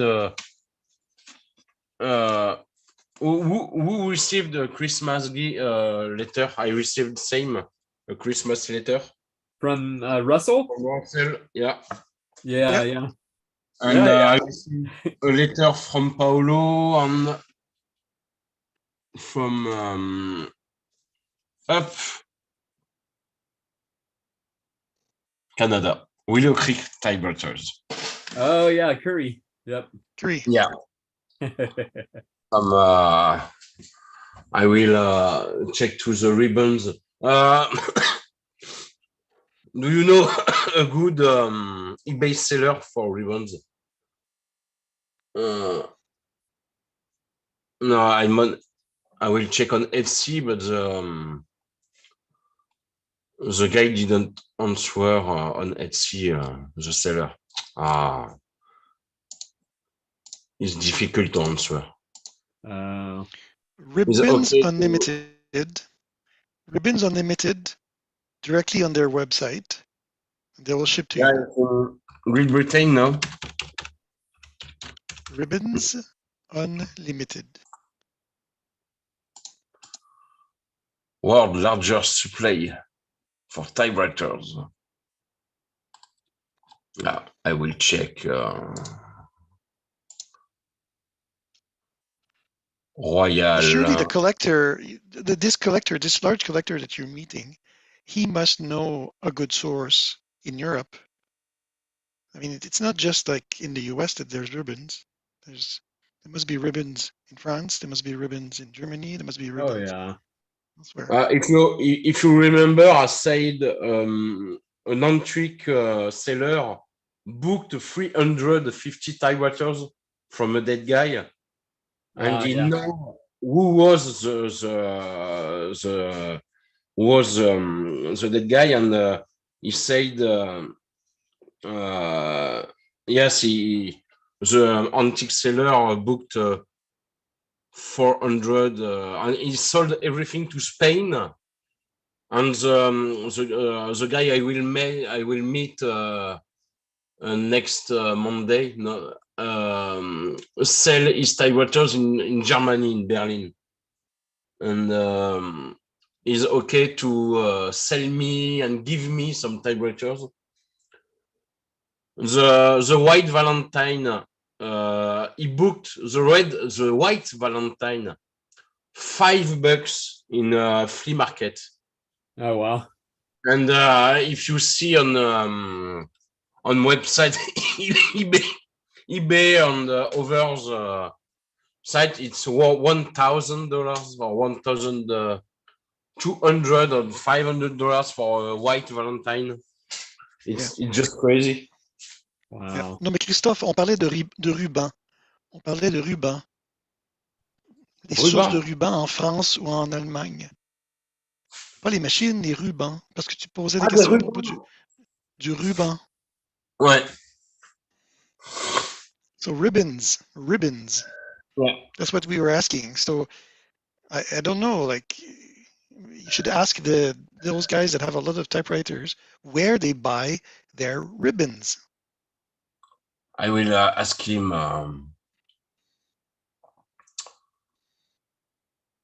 Okay, I will check with him. because it's such a big market in Europe.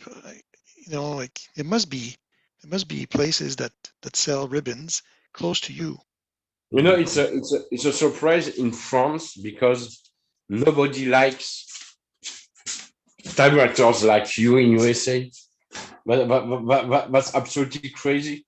In France, all the typewriters are going to Germany or to Spain because nobody are interested into typewriters, and all the older collectors are dying. They are all old, and the new generation don't want. They want video games. They want a lot of things, but they don't like typewriters. And the French market is very strange because all the biggest collections are sold everywhere in the world, and it's more and more difficult here in France to find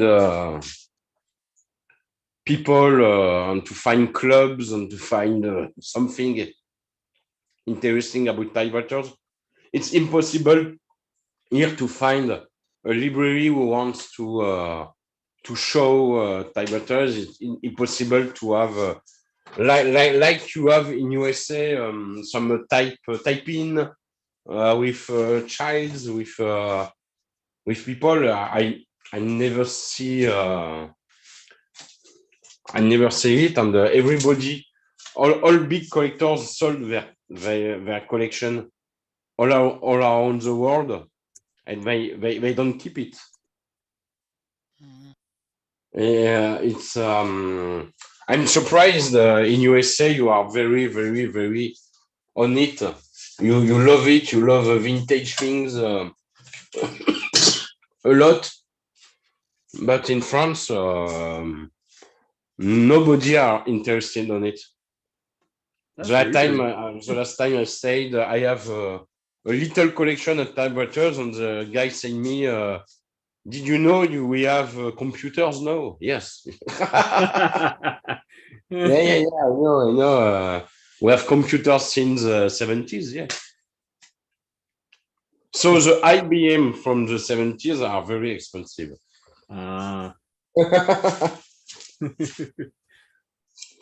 But in France, it's not really a big market for France. It's a big market for other countries in the world, like USA and others, Spain, Germany.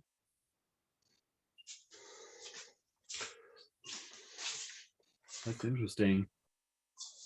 Because I discovered that we had a lot of exhibitions in my land around my house. We had a lot every year. We had a lot of exhibits, and I just discovered with this guy we had many collectors, many clubs, and everything are disappearing. That's sad. Yeah. Well, you need to get a new trend going. Get people excited about typewriters. Yeah, I said it's bad because the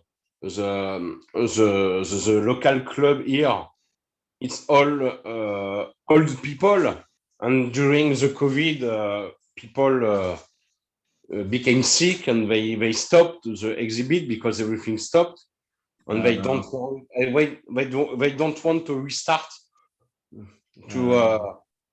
to search a room, to have an exhibit, to call the mayors, to call the collectors with the price of the energy.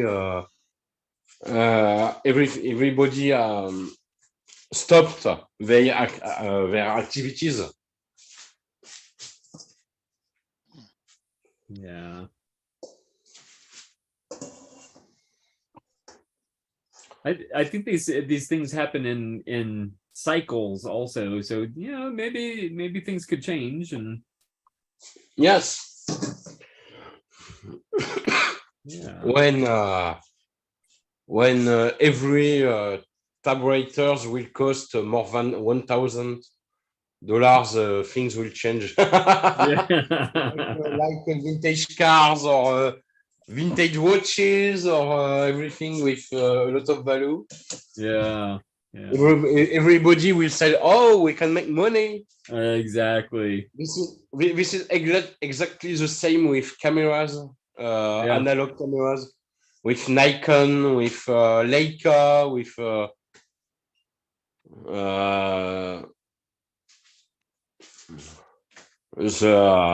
we have vintage vibe, and vintage vibe bring vintage prices. Yeah. But in France, typewriters are not really concerned by high price for the moment. Yeah. I have to to catch when somebody sell his collection. But no, I can have a big collection because I don't have place. Space. Yeah. So Christophe, check the chat. There's a Corbinian has just put a link to a place that sells ribbons. Yeah, in the I've chat. bought. Oh, you can't see it. I've bought the standard sets of bicolored ribbons, red and black, from a German shipper. He's called Electropapa something. And those are the standard DIN norm spools, but you can just take it off and spool it onto your own. And it's €4 for a pair. They are nylon ribbons though, so not any carbon, or not any cotton or something like that. Okay. Yeah, that's a good option though.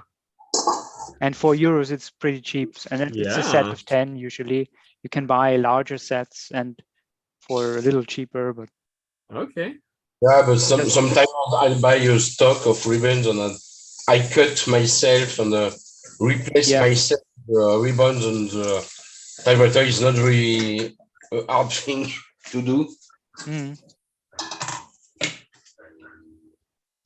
The only thing we can't get here, or haven't seen it yet in Europe, are the large ribbon spools that larger shops are using. I've never seen those before, but the smaller sets you can find, and I've bought from them 3 times now, so at least they arrive. And yeah. Does anybody know if Baco Ribbon ships internationally? I believe she does. Okay. According to what I read in Richard Polt's book about her, quoted that she has clients in other countries as well. Okay. Yeah. But one would have to check. Yeah. The most difficult thing we have here in France are cartridges. IBM select cartridges. It's very, very, very hard to find. When I searched for my Olympia report electronic, it was really, really, really hard to find some cartridges and some lift-off ribbons.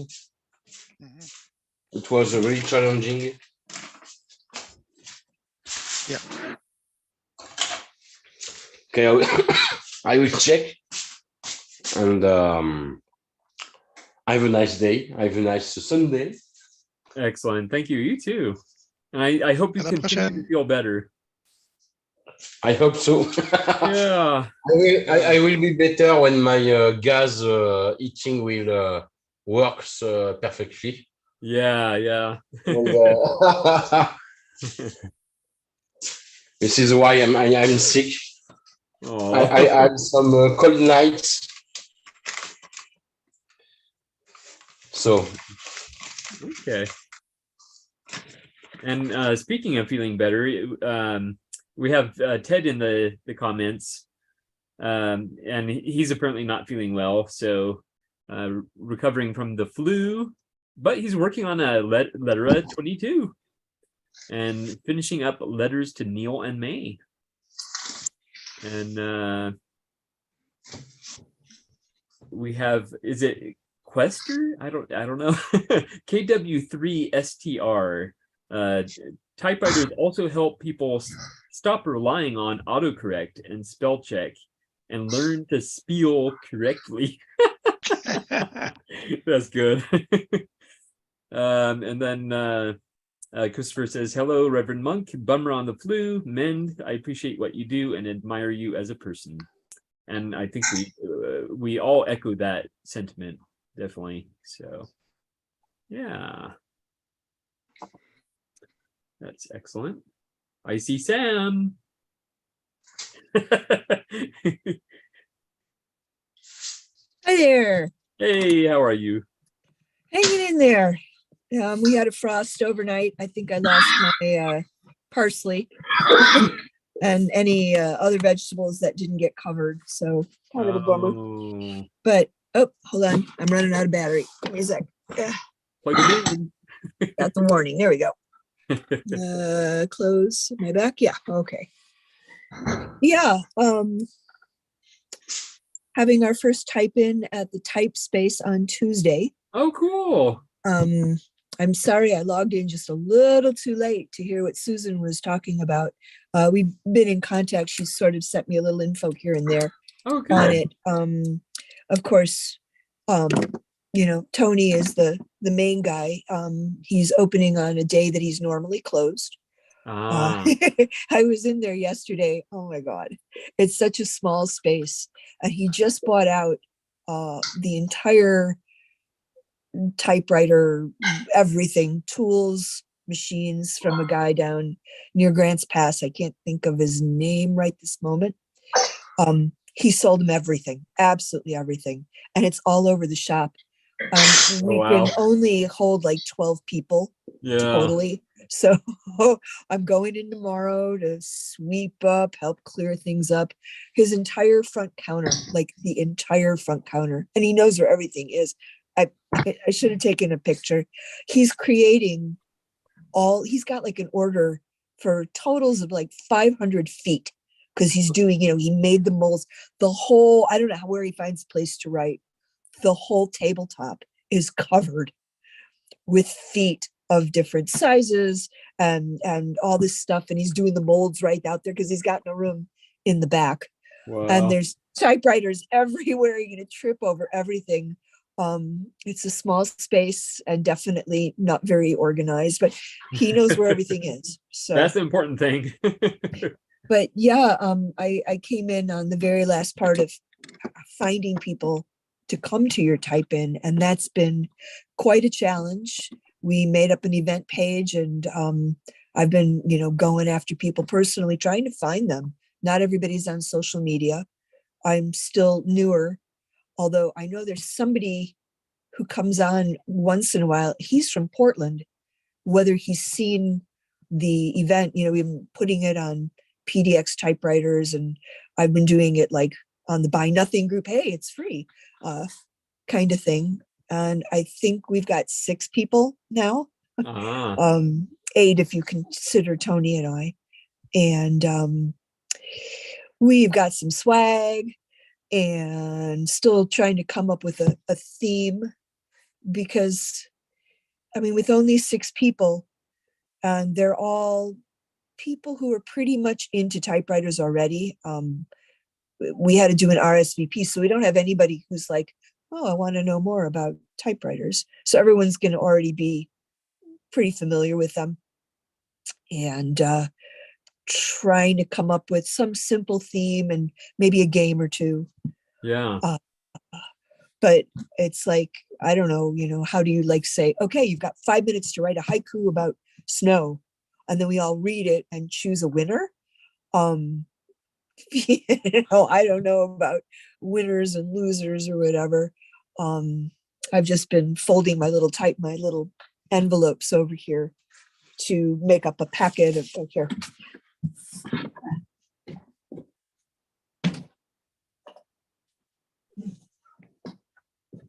So let's see if we can see. There we go. Envelopes that I make out of full paper and everything like that. Lots of them. Whee! Nice. I cut them up and I fold them and I glue them while watching Netflix.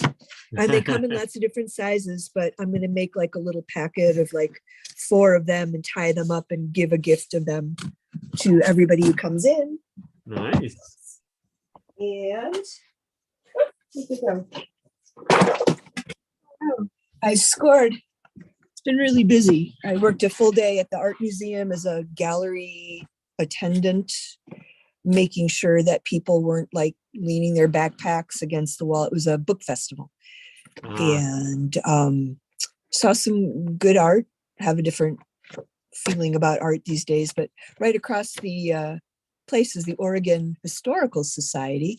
And I went to look for cool postcards. See? But check this out. They're barely more than paper, so they'll go through any typewriter without trouble. Yeah. They're 12 for 50 cents. So I bought $1.50 worth, and we're going to pass them out there as well. So, you know, little gifts and things like that. And get some sodas and stuff. And it's just the first one.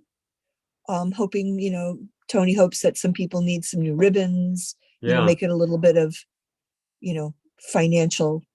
He's my God, he's got another news thing coming out Tuesday. He's in the news all the time.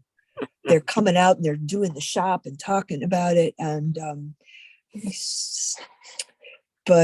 anyway, you may have seen about the type-in at the, or not the type-in, the typewriter day at the Lansu Chinese Garden that happened right about a month ago.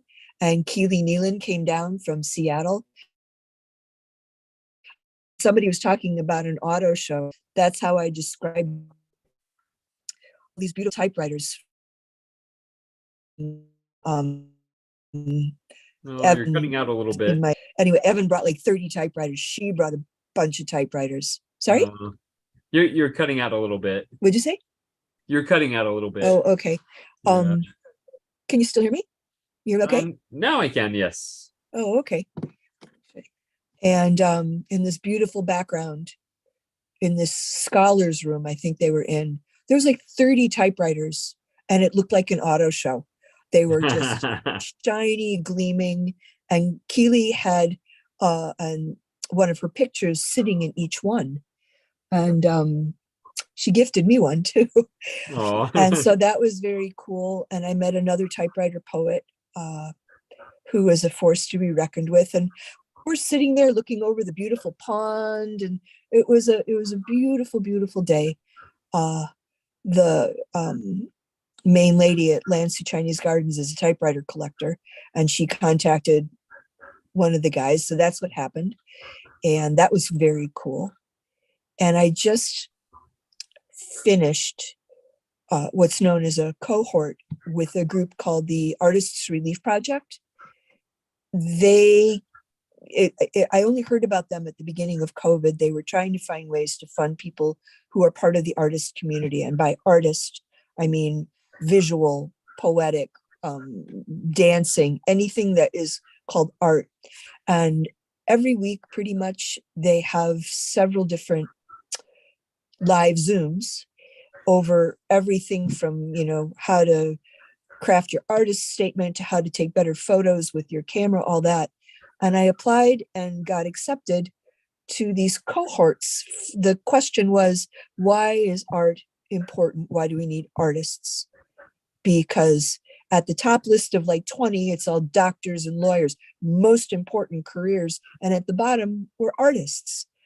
It brought up that question. They decided they wanted to do something where they put us together again on Zoom like this, except we had to create a cohesive video from Portland to Virginia to New York, all the way to Bilsk, Georgia, over there by Russia. And we pulled it off. I haven't seen how they made it together yet. but of course the typewriter was part of it. And essentially, it starts out with a blank page, and Nino is pouring ink on it to create something, and then she folds it into a little paper airplane and throws it. Took me all day over here to copy it, make the same thing, and throw it so it lands on the typewriter. And then I unfold it and I type, "Do you love me? I must know. Tell me if it's yes or no." And then fold that back up again, and then take, several takes of it flying out the window where it lands in New York. And Jason, who's a wow. dancer, he picks it up and looks at it and dances his thing. So he's got it and he's doing all this, dance with it. And in the end, Nina, with her lovely, lovely voice, is saying, a voiceover about the importance of art. And I don't know if any of you got my manic text when I was looking for, I need these 3 phrases, give me different languages because we might use them. And everybody came through, my henna community, the typewriter community, my own friends, throwing me the 3 phrases in French, Dutch, Norwegian. Somebody gave me Latin, and I don't know if we're going to use them, but I felt that it needed, and this was a 10-week program. I felt that it needed more than just English, so I don't know how we're going to use that yet, but I think as Nino is talking, they're going to flash the different words on the blank page and just make it fade, because the ending, the ending of it is, without art, life is just blank. I think that's the word, how it ends. And then we have a little questionnaire.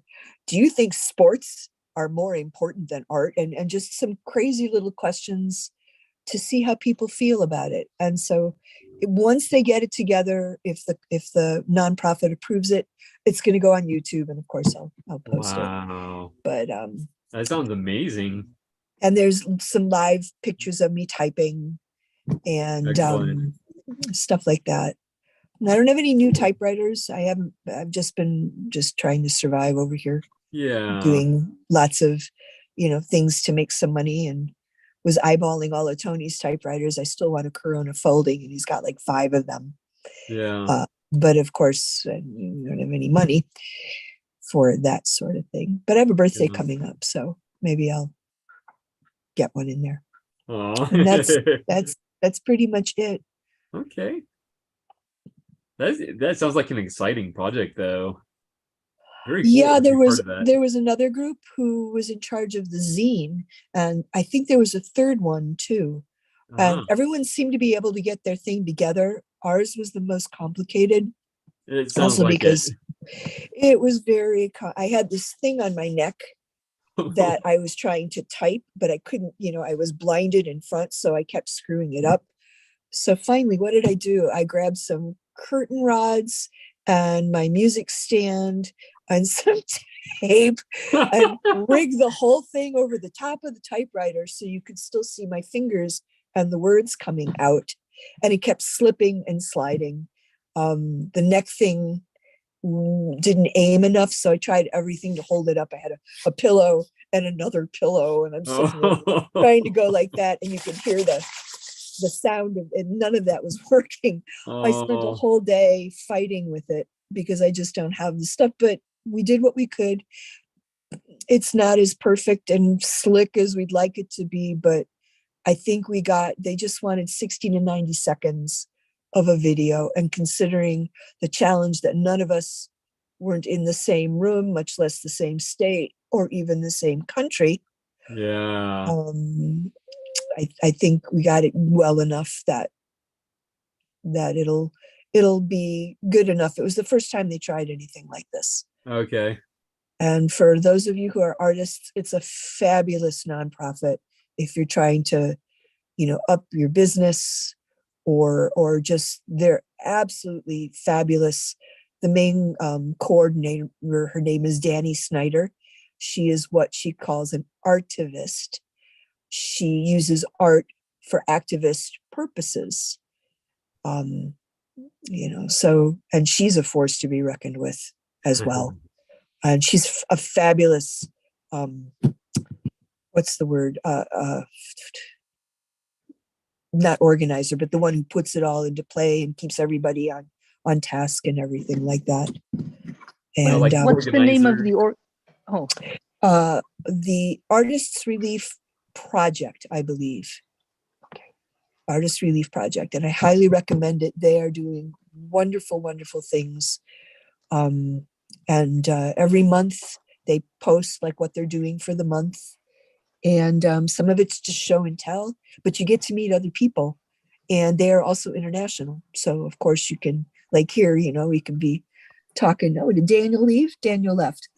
I owe him a letter. I actually am very, very behind, like months behind. But I just got my table cleared off. Behind me, yeah, look, a clear table with a typewriter on top. And yeah, so I have about 6 people that I am months behind.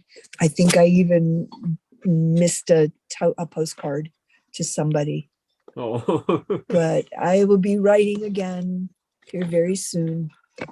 And even sending some to some people who I've never sent one to, who've never asked me for one. But my mailbox hasn't gotten one for like 2 months. So You feeling need to really feed good. it. You have to feed Yep. it. Yep, gotta feed Yeah, it. yeah. So that's the next project. Yeah. And I'm house sitting again for the next 4 nights. His very, very chubby Welsh corgi, who, if it's on its stomach, I swear it looks like a pig. Oh. It does. And so his name's General Zod, for anybody who, if that pings a memory. So yeah, and my car's still in the shop. So I've been without it for 10 days, and it could be another 3-4 weeks. Oh my goodness. Wow. Yeah. It puts a kink in my dragging stuff down to work on the street or anywhere. Yeah. Matter of definitely. fact. So, but it's freezing outside. So Yeah. Yeah. I bought a heated vest, and Yeah. maybe it'll keep me warm. Exactly. I posted the link to Artist Relief Project in Thank the you. chat. So Thank you so much. yeah. people can Check that it out if you're an artist, if you could, because they're going to say, do you have an artistic something that you do? Of course, May, you're right in there, I know. And who else? If you're a musician, you know, an artist, if you are a writer, even, you know, think of all the different arts. Yeah. Because they'll ask you. And Yeah. check out what they offer. They're a fabulous nonprofit, and haven't helped me monetarily, you know, like here's some money for a grant, but in understanding more about, you know, the wording I need to use for my typewriter poetry, for example. And Yeah. did you see the magazine that came out with a piece on me? I posted it online. From Typewriters. She was just going to do a little blurb on. Wait. Oh, one last yeah. thing. I think I remember you posting it. Yeah. Yeah, that was really cool. I think it was like a 2-page spread, if I remember correctly. Yeah, she was just going to do this little thing and decided that it was so great. She wanted. This is Paula Lane. She's yes, a that's it. collector of typewriters, and it's very cool. And under my favorite things, Whiskers, there's Heart of the Pen. He's a guy who makes his own pens. And it's a beautiful, beautiful magazine, The Art of Giving. Where is it? Penny. I'm sort of at the end. Art of Receiving. The World of Vintage Typewriters. So she writes, she didn't know about typewriters were still around, etc. A whole thing about typewriters. There's something cathartic about typing. And then I got that. That's amazing. And it's my whole little story and everything. That is so cool. She gave me the rights to use it. So I made a post out of it. Yeah. And have been using that as my promo. Yeah, definitely. Working on it. Working. There's no rest for this monkey. And my Aw. monkeys never stop. They slow down, but they're constantly Oh, just trying to survive. yeah. So But anyway, getting some publicity like that must be very rewarding and encouraging for you, I hope. encouraging, yes, exciting, rewarding. I'm gonna take out the spread and bring it somewhere and have it printed nicely, and then either on one of those boards or laminating it, because I'm working the local Laurelhurst Bazaar. It's kind of in a ritzy area, and it's always very, very well attended. It'll be the first time that I'm actually putting a price on the typewriter poetry. I'm still kind of working on that, like starting at $10. Not necessarily giving away the envelopes, but maybe saying like I don't know, for throw a tip in the jar for an extra envelope or something like that. Yeah. What I found out on the street is after I've typed their poem and they've already tipped me, or they've already put the money in first, and I say, would you like one of these lovely envelopes? And they're like, oh my God, that's worth another $5. Oh, So yeah. I don't really want to take away from the option for people to give what they can or how they feel, but I'm also paying to be there. So there's no more of that. Well, they're only charging me $25. So I'm pretty sure I can make some money on that. It's a Yeah. Christmas show, so I need to have it like people in the mind, like an instant gift. So I might package little envelopes together too, and That's a just great idea. see if I could sell them for $1 a piece. And, we use the little stringy stuff and make it look like a present. Yeah. Do some other artsy fartsy stuff. And they've accepted me at the market where I'm usually doing henna as a typewriter poet. It caused quite the brouhaha working outside the gates, technically busking, and Oh, okay. because it costs a lot for a spot there. You pay a monthly. I was paying 120, but I gave up my monthly because I'll do that okay with henna, but I can't, and you pay a flat fee of $80 a day. So I've done some switcheroo, which is going to save me some money, but still to set up and be beholden to their open at 10, done at 5, I still have to pay them $80. So, I said at best, I might make $100 on the street. And then the new guy goes, well, we all have to sacrifice something. And he's just like, whoa, Wow. you got these new folks. But I have to go once a month, so I have to freeze. But I have to also come up with a solid pricing range for just coming up and typing you a poem. Yeah. So anyway, yeah, it caused a lot of trouble. We're paying money to be here. I was in Phoenix. Oh, Kate, you have a bad connection.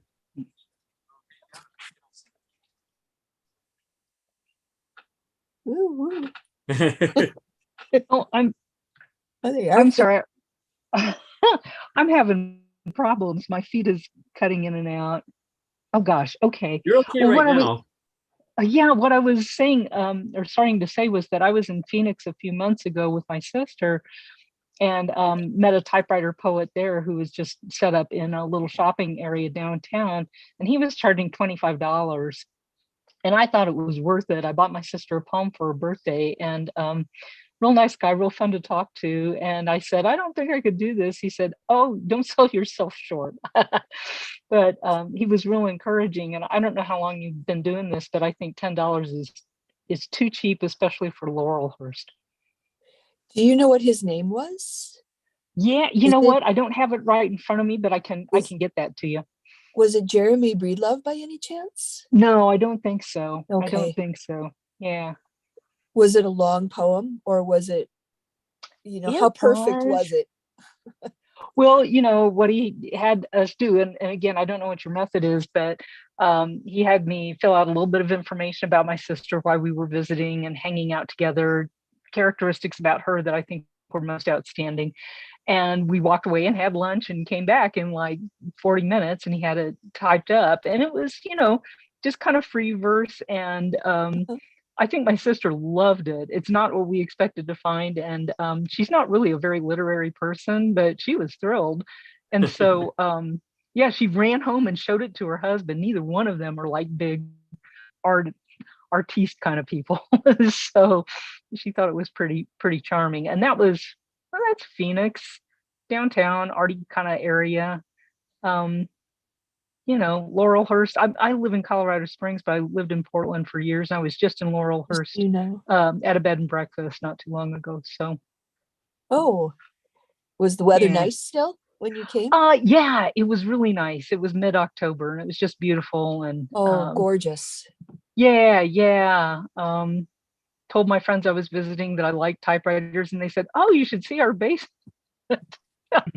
And they had a bunch of typewriters, and it's like, is this worth something? And it's like, yeah, probably if you clean it up, but anyway. Oh, put us in touch. Maybe I will, because they're just sitting on a basement shelf. I mean, collecting dust for the most part. So they'd be in good hands. So I'm glad you know the Laurelhurst area. That Laurelhurst Bazaar has been very well attended. So, is it in the park, did you say? No. Oh, it's freezing here now. No, it's at the Laurelhurst School there. Oh, I'm not quite sure where that is. It's right in the heart of, and it's a big school, and there's lots and lots of rooms. And I was there as a face painter many years ago. And it was they did it by a percentage, because it's been years since I did it. But I will report back. It's on a Sunday, so I'll report back the following Sunday and see how it goes. But thank you for the the idea of $25. I use a deckled paper. It's sorry, I can show you. I'm living in my office practically. Oh, well. Yeah, I think the paper would really add to the perceived value if you use a nice paper, definitely. Well, and as an artist and a salesperson, I've had people come by going, I've seen typewriter poets before, but what you got going, nothing like this. So I take these full sheets of this deckled paper with the edges and stuff on it. Yeah. And I strip them long so that they fit in. And I have this thing that if I start typing and I mess up the name, I just roll it down a little further. So I keep rolling them down. These are all leftovers from other pieces, and comes in, all these different colors. I've been trying to find a way to do it in white, because I have some beautiful, beautiful papers, and I've tried several different ways to come up with white typing. Haven't come up with something that'll work yet. So they get the deckled paper, and they get a lovely poem. And then I maybe like, oh, hey, and here's this envelope. Would you like one of these lovely envelopes? I hand fold them myself. And it's when I first did this, Kate, I went out, and I grew up typing, trained as a secretary, so I've got that down. I went out with the chair and the table and sat down because I needed to make money. I'd never written a poem on a typewriter before. Wow. And I got nailed right away by a guy who wanted a poem, and it happened. And something that looking for the picture. Something that Keely said to me, which is why she gave me the picture, was that she felt with the poem, it's not like I'm selling. It's not like I'm working. There's something about it that is cathartic to me and to the people. I still don't have the words to explain it. It's like playing music for people and then making them cry or making them laugh or bringing up a memory. There's something more to it than, here's my $5, I want a fake henna tattoo kind of thing, or I want to, and the henna is gone. It's a temporary thing. I'm doing something that people frame and put on their walls, so it's more permanent and more enlightening than making jewelry or even the unicorn horns. I do a lot of different things. And I'm just kind of hoping that as a business that it might continue to take me forward another 10 years, 15 years, and be able to eventually afford, a vehicle and start traveling around and going around and doing it in different places. And I think, yeah, typewriters are all about making connections, and you're giving somebody a connection that is intangible but so precious, and that's what typewriters do. And I think that that's the value there. So I never would have $25, $25 for memory. Yeah, that's pretty good. No, I never would have guessed ever that anything like this would have ever happened.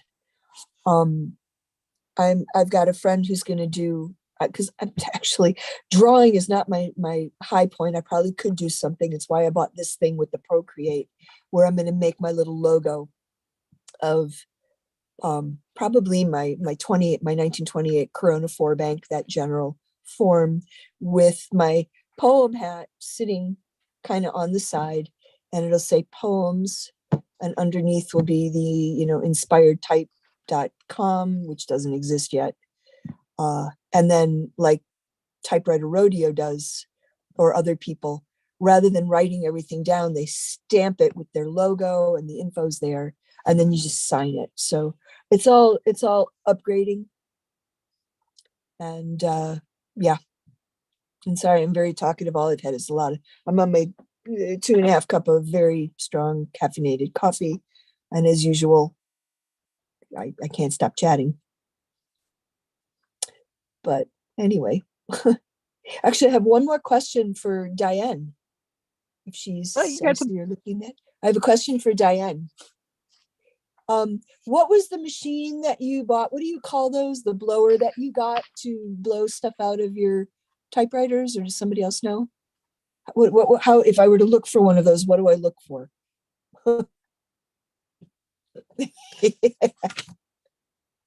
I'm sorry, can you say that again? What is you had something about a month ago that you just bought to blow out your typewriter, and it was looked like a hair dryer thing. What do you call those?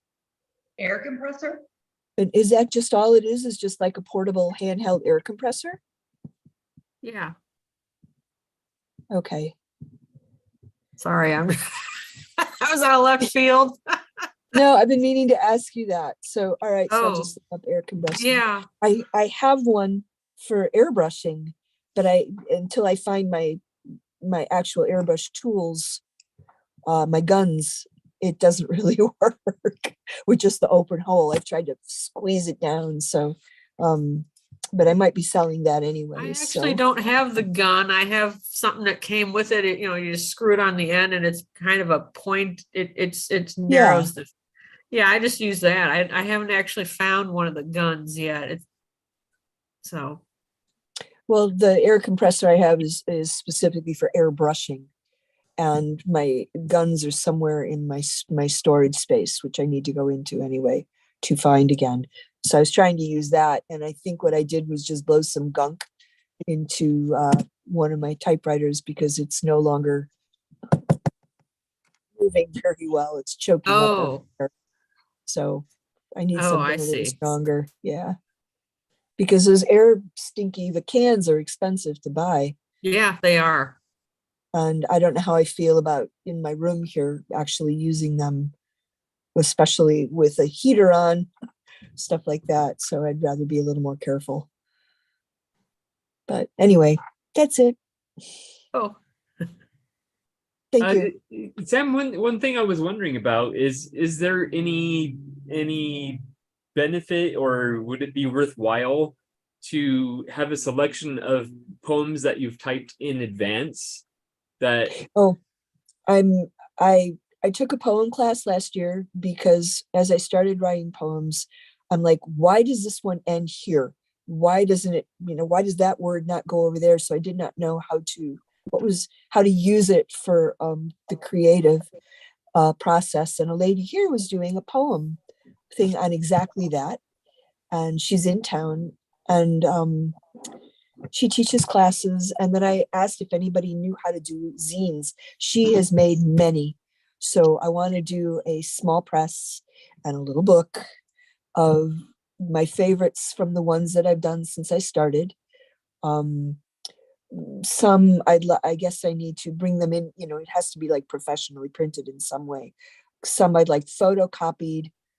Some I'd like to do an artistic sort of thing and just make like a little, size of a 4x6 book to sell to people, because that's what I'm seeing people doing. It's something that'll fly by market, because of course we are a juried market. I don't even know if my envelopes will fly because I didn't make the paper. I'm like, but I drew it out and I cut it out and I folded it and I glued it. Does that not count? But if they go, well, you don't make the paper. So, but something like that would work, and it's on the board. Okay. But also I still need to get a website, even just throwing it together. And I used the Canva that I used for the picture that she put together for the magazine, Hire a Poet. And there's all the pictures of me and my stuff written in there. And I had a $50 gift from Facebook, and I put it out for 10 days. And all I got was, I love what you do. Please click my link here. And it was like from some lady named Sarah. And it was, the last word was like Margaret. I'm like, yeah, there's a phone number. Call me if you're interested. I'm not clicking on your link. Because it's auto something or other. So hopefully I got in some people's ears. I just hooked back up with Party Time, I think. Back in 2017, I became a blackjack dealer for entertainment purposes. And I just hooked up with a new group, and I'm going to start working again doing blackjack. And she says, oh, we'd love to. You cut out. Artists. And I'm like, okay, there's a poet. So I sent her all my promo, and hopefully she's got something. She'll bring it up to companies when they're looking for something different. So that might be a way to start. I'm working it. I'm working as hard as I can.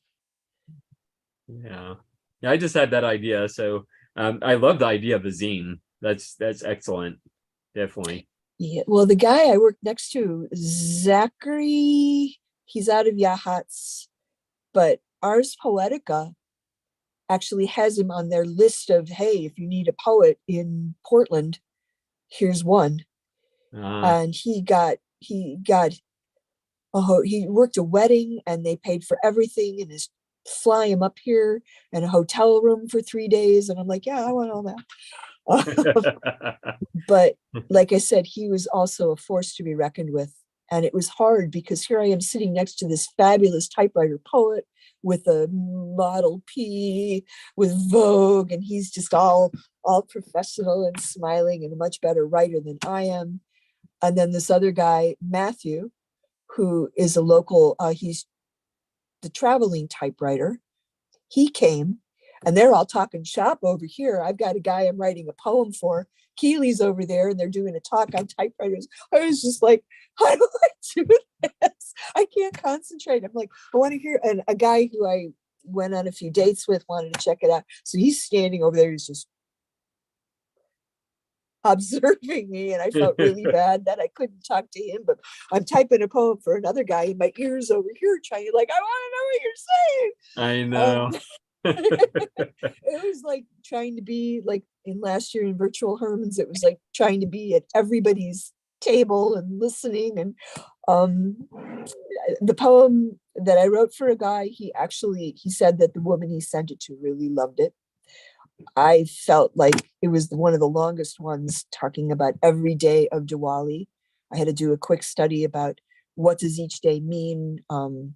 She's in Canada. She's of Indian descent in Canada. Her family's back in India, and she's feeling really lonely. So he wanted a poem for her as a gift. That's in a nutshell, like the type of thing we do. And so I looked up what every day of Diwali meant and talked about and I didn't make a copy of it because I was so distracted, but he did write me and say she loved it. Oh, excellent. I should ask him for a copy of that. And they usually, if I need one, they'll send it. And I can black out the names if I want to, or I can use them. I've pretty much asked everybody, hey, can I use this? Yeah. Another thing that I need to do that I don't have, and again, through the art project, you need a blog, you need a mailing list. I don't have any of that stuff. And I'm just like, oh God, like I have time to do that. So their suggestion was, hit up a college student, have them help you out because it'll give them some credit. So again, it's helping somebody else, helping me. Yeah. Some people might say, well, you get something out of it. It's not like you're doing it for, it's business. Yeah. But I give it all the love I can. It's me. I cannot separate myself from either of my businesses. Yeah. And not having a family. I mean, my dad and my brother live in Chicago. I'm out here in Portland. And, as you get older, your friends, they have kids, they get houses. They're not really interested in what I'm doing. And I can only listen to, other people in their conversations, just like us. We talk about typewriters. Maybe you got someone over here who wants to talk about their fantastic kids and everything like that. And it draws a line, so it helps define people like you. We have a common interest, and we're very vested in our interests, and we love what we do. It can be pretty lonely over here on the side. Yeah. I have nowhere to go for Thanksgiving. I am pet sitting, and I said something like, yeah, I'm a Thanksgiving orphan too. Does anybody have room at the table? And my friend goes, oh, there you go again. Poor me. I'm really tired of you having this issue of lack. You need to concentrate on what you have. And I'm like, I do. As long as I stay busy, I don't fall down that little hole. But when I stop, it's like, well, now what? Yeah. I don't even have a pet. So, you guys are sort of like family. And I don't mean to be all Eeyore on you, but not having kids, not having that, there's a freedom to it. I'm allowed to do all the typewriting I want, but I just stay busy, and it's just my life and me and whatever I can spread around to other people.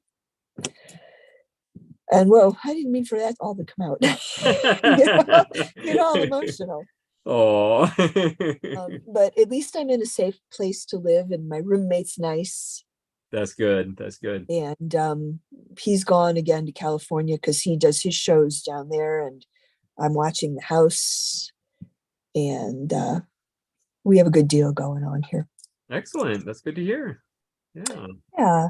No more of that other place where I froze with all the stinky dog, even though I love the dog, and the passive aggressive roommates who don't come and speak to you. They text you. You're like in the next room, dude. Just come out and tell me what you want to say. Yeah. But that's dangerous, because when he did, it wasn't quite enough I didn't think he'd ever physically attack me, but his passive aggressive. So no, I'm in a place where he's like, eat all the food you want over here. I'm making pizza tonight. What do you want? I'm going to try this new dill pickle pizza. Oh my goodness. It was awful. It was totally awful. Yeah. Yet his roasted corn and peach pizza was fabulous. Ooh. So anyway, I've done enough talking. I'm sorry. I'm taking over. Let someone else. It's okay. Give someone else the pen. I saw Robert playing guitar earlier. How are you, Robert? Hello, good evening, everyone. There you are. Good morning to you. Good evening here in Germany. Yes. Yes, I will mute. Hey. Sometimes I'm playing some guitar and just to yeah, to play guitar while you're talking, and so Yeah, it sounds quite nice. You're talking and my guitar playing, but my guitar playing is not for public, so Oh. I'm muted. Playing. I think it's just for money. Well, I have one reason because I'm here today because one of my dreams has fulfilled. I think so we were talking about American typewriters, and finally I found what I was looking a long time ago, and now I have a Smith Corona clipper here. Oh, nice. Excellent.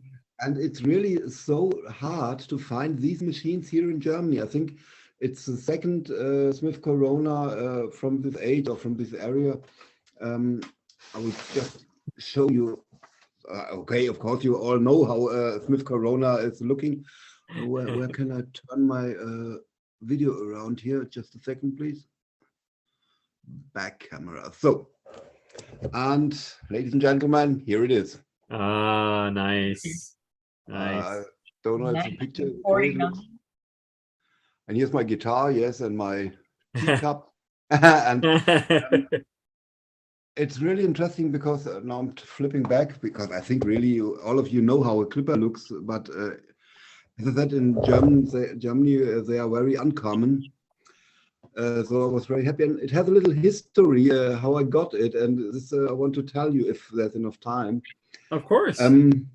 I found it in the internet. I don't know. We have some similar something like Craigslist where people can advertise things they sell privately. And I found this announced only as an old typewriter, and that was my luck. So if there would maybe then it be announced as a Smith Corona, all my damned co-collectors would jump on it, and I wouldn't have any chance. Because there was one difficulty on it. I'm living close to Frankfurt. It's, I don't know if you think you know, it's quite in the center of Germany. And this beautiful machine was announced in Munich. And she wrote on the ad, no shipping. And really, no shipping, 3 exclamation marks. Don't ask.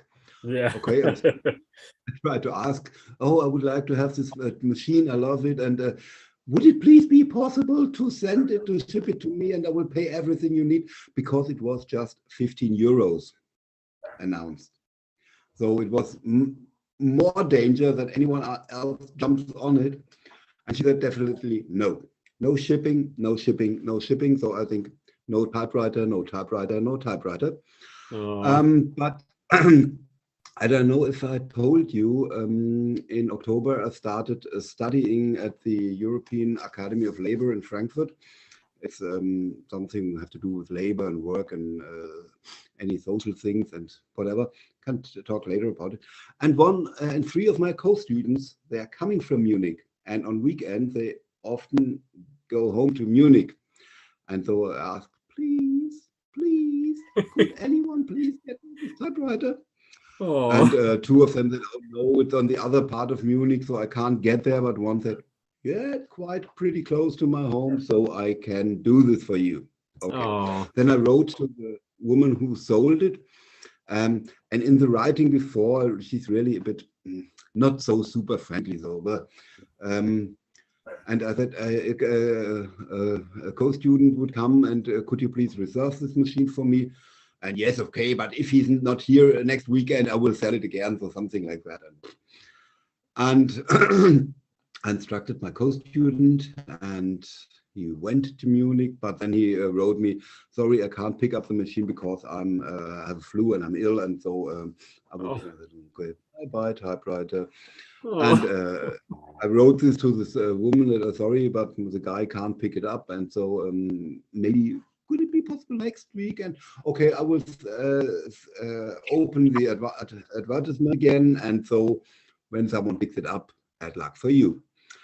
And then I talked to my co-student, and he said, okay, hey, next week I'm going back to Munich. And so I tried very friendly to the woman, could you please? And she said, okay, I'll wait for him.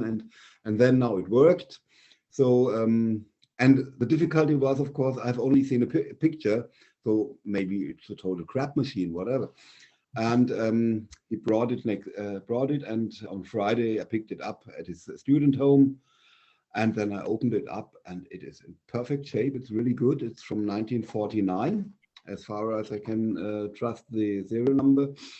Yeah, it sounds a bit, it smells a bit like an attic or something. It's, I think, has something cleaning to do, but in functional, it's complete and it works perfect. And really one of my machines, and I love it because it has a history. This machine, it's not only just offered, saw, bought, and use it. No, exactly. There's a history, and Yeah, with histories, and has definitely history. So today I typed a very friendly letter on this machine to the selling woman and sent it to her. Maybe I do everything when I buy a typewriter. I write a friendly confirmation letter. The machine has arrived and I'm happy with it. Thank you for the good trade or whatever. So well, I'm working for all typewriter collectors, so we have together be polite, so to get cheaper machines and better machines. Our vision. Yes. Yes, that's the thing. And there's only one question, maybe someone who knows about the Corona Clipper or Sterling. Turn it and shift the camera, because when I'm back camera. So you see the platen knob here, and when I turn it here, it's a little bit when nothing happens, so maybe half an inch or something, and then it grabs. Is this normal with these machines? Because I haven't found any screw or anything. You see this? And that would be interesting if there's something to repair, or if I have to accept it, which wouldn't be a big problem to me. Any experts on Smith Corona typewriters? Does anyone know if this is a problem or not? I do have a Sterling that is roughly from that era, and I don't remember it doing that. So I don't think that's normal. It's just a loose screw. Is it? Yeah. Yep. Okay. I have a few loose screws, but yeah, me too. I accept it as normal. I see there's a screw under the cover. There's a little cover piece. Okay. Yeah, okay. Will work. No problem. Okay, thanks. So what else do I have to tell you? Nothing more than yesterday I've been on a whiskey tasting. This was quite interesting, but my head is a bit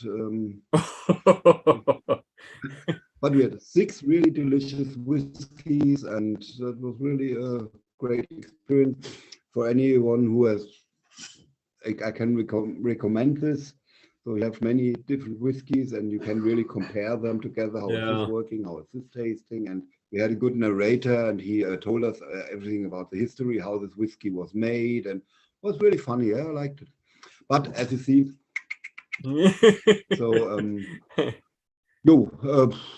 next time I can introduce another typewriter, but not today because I'm a bit tired, and I think I soon will go back to my bed. A bit cold, I'm too. Everyone is a bit cold here, as far as I know, and it's getting cold here in Germany now. Today we will have 2 degrees Celsius. So we have all placed our plants inside now. Our flat is full of plants now who are angry because they can't play outside anymore. Whatever. Okay. So thanks for listening, and of course, telling. Very good. Thank you so much, Robert. And May, you look all nice and cozy in your sweater there. It's chilly here. Is the it? First snap of winter? It's we'll freeze this weekend, so I like it. No bugs.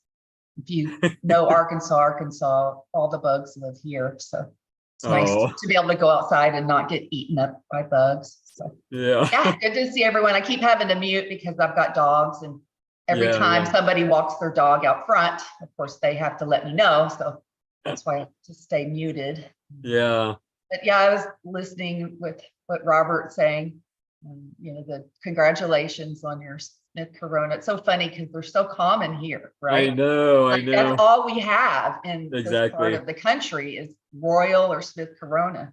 Yep, yep. And so, like you said, one of my typewriter dreams came true as well because of Larry. Thank you, Larry. Aw. I got my first, and of course, if you're in the groups, you've already seen my enthusiasm and excitement, right? You know, the beautiful, legendary Hermes 3000. I can't believe you did that, Larry. Just Christmas gift.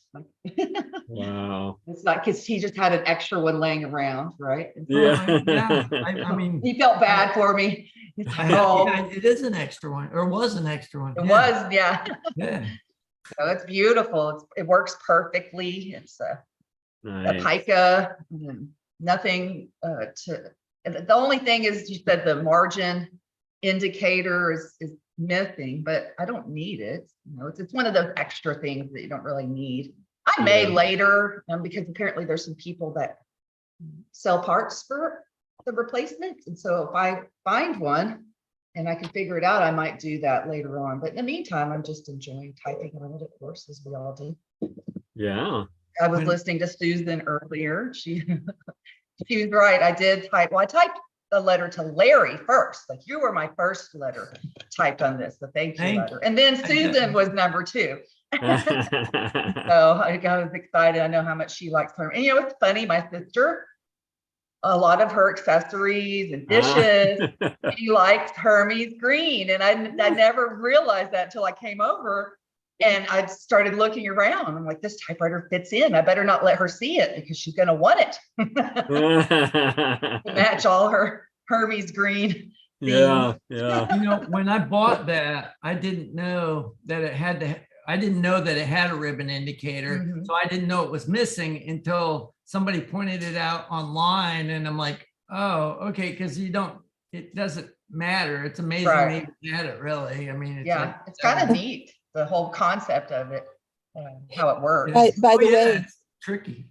By the way, because when Tony at the Type Space bought up all those, hold on a second, I got a fraud service thing. I'll be right back. Pardon me. Oh, wait. Yeah. And so the other typewriter is my sister's typewriter. She Ooh, let me zoom in. Yeah, she asked me, I want an old typewriter too, but I want it to be champagne gold and black. So that's and with glass keys, and that's kind of hard to find. So I had it custom painted by Unplugged Typewriter. Oh yeah. Megan Ciata. She did a fantastic job. Yeah, that's beautiful. You know, fixing it up, it works beautifully. She even did the logo and everything. Wow. But my sister still has not typed me anything on the typewriter. I'm the one that types on it when I come over. Oh. But she has it out on the shelf. It looks beautiful. And, you know, she keeps it clean and dusted and all that good stuff. And then when I come over, I don't have to bring a typewriter. But of course, I had to bring this one because, you know, it's and it's Hermes. And I had to show off to my friends. Oh. And it's pretty sad that it's easier to send a typewriter than it is to send a letter that's typed. Oh. Because I still didn't send you a typed letter. I know. I kind of thought that. I opened it up, I unwrapped the typewriter. I was like, he didn't even type a note in there. Oh. That's okay. That's pathetic. Oh my God. Well, now that I've sent you a letter, you'll have to type back. There you go. On your Hermes. Yeah, Does yours have a different typeface? This is the pica, I guess, right? I don't know what they call it in Hermes lingo, but there are different typefaces, of course. Yeah. Cursive and of course pica and elite. I always like the techno typeface, but I've never had one. Kind of squarish. Yeah, I like that too. Really cool. Mm-hmm. Yeah, I think that's the one I have. Wow. The techno kind of looks like a computer font. Yeah. Yeah. Yep.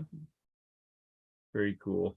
The computer font probably actually looks like the Hermes Techno. There you go. It came first. Yes. That's right. The computer got everything from the typewriter, right? Exactly. Yeah. It's funny how many, like, if you look at fonts, it's funny how many typewriter fonts there are, you know. Oh yeah.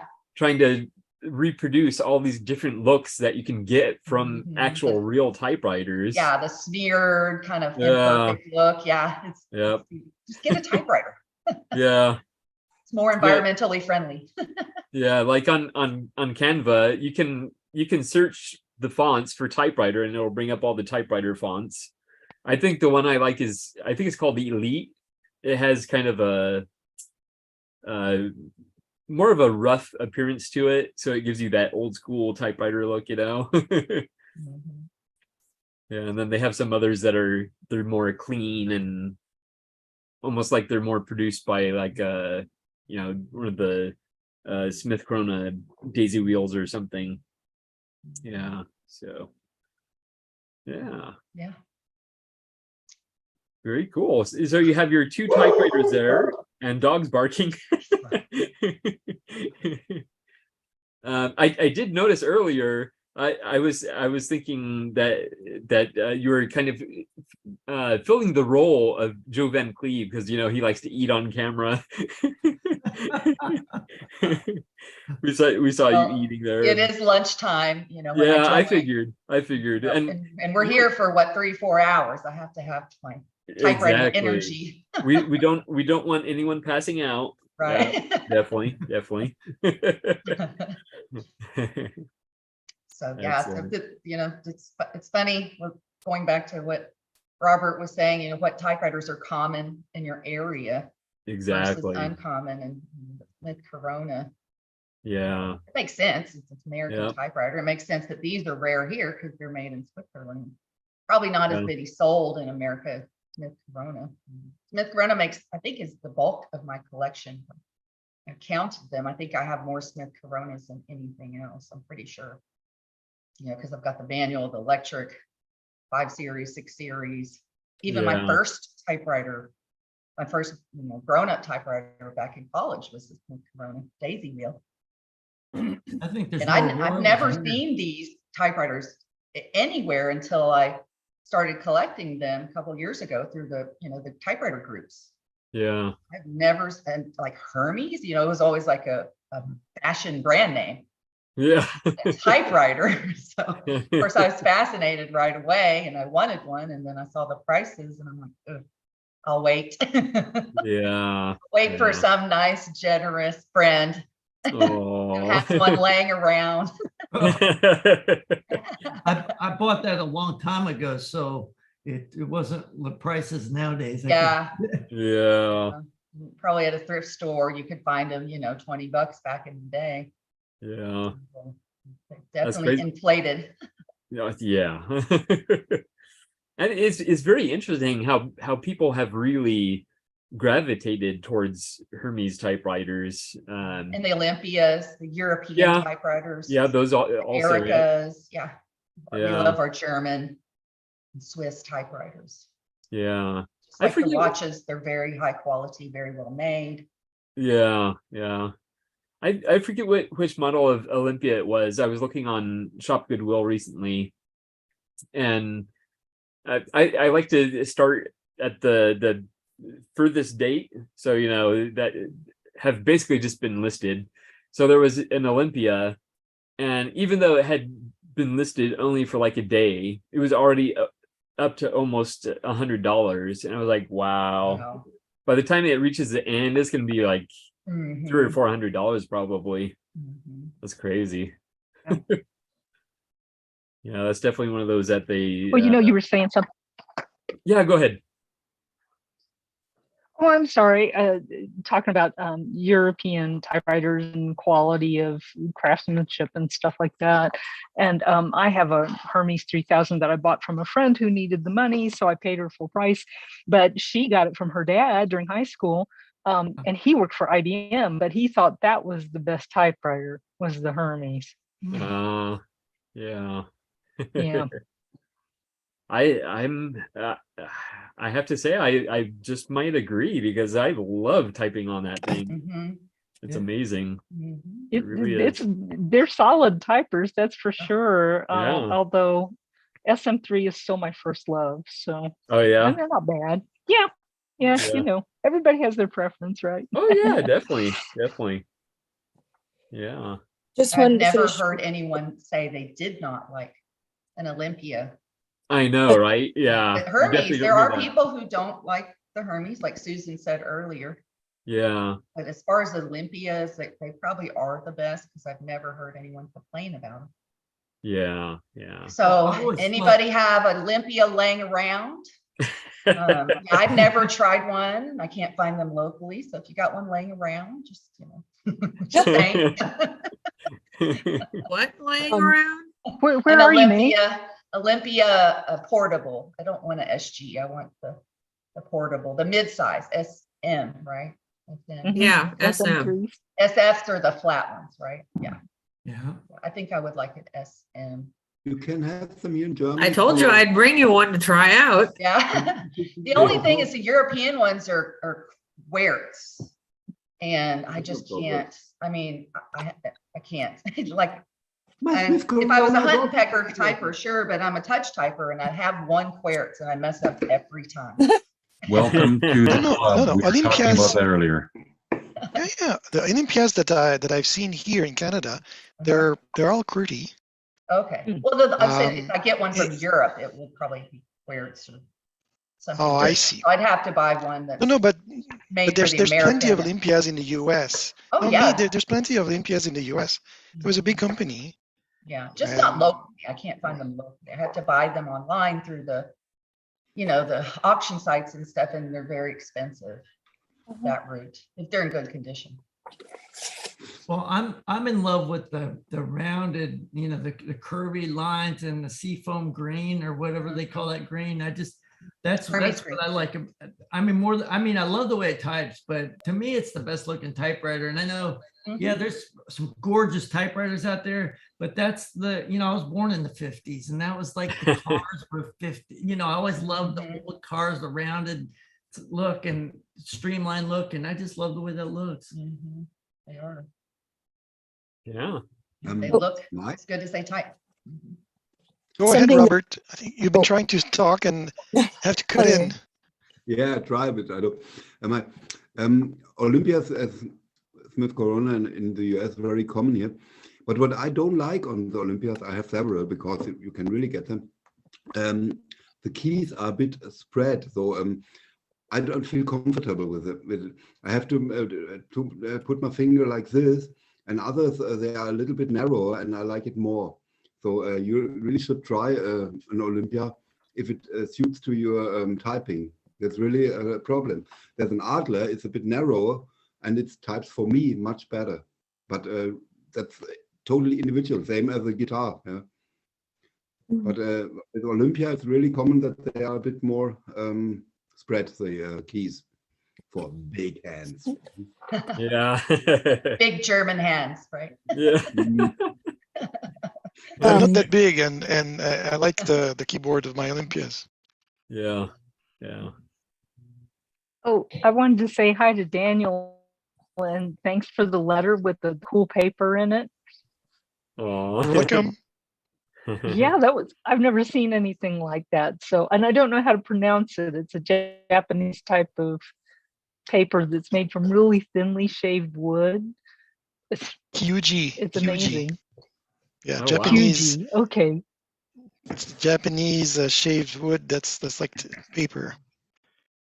Wow. It's very cool. Yeah. Yeah, I remember welcome.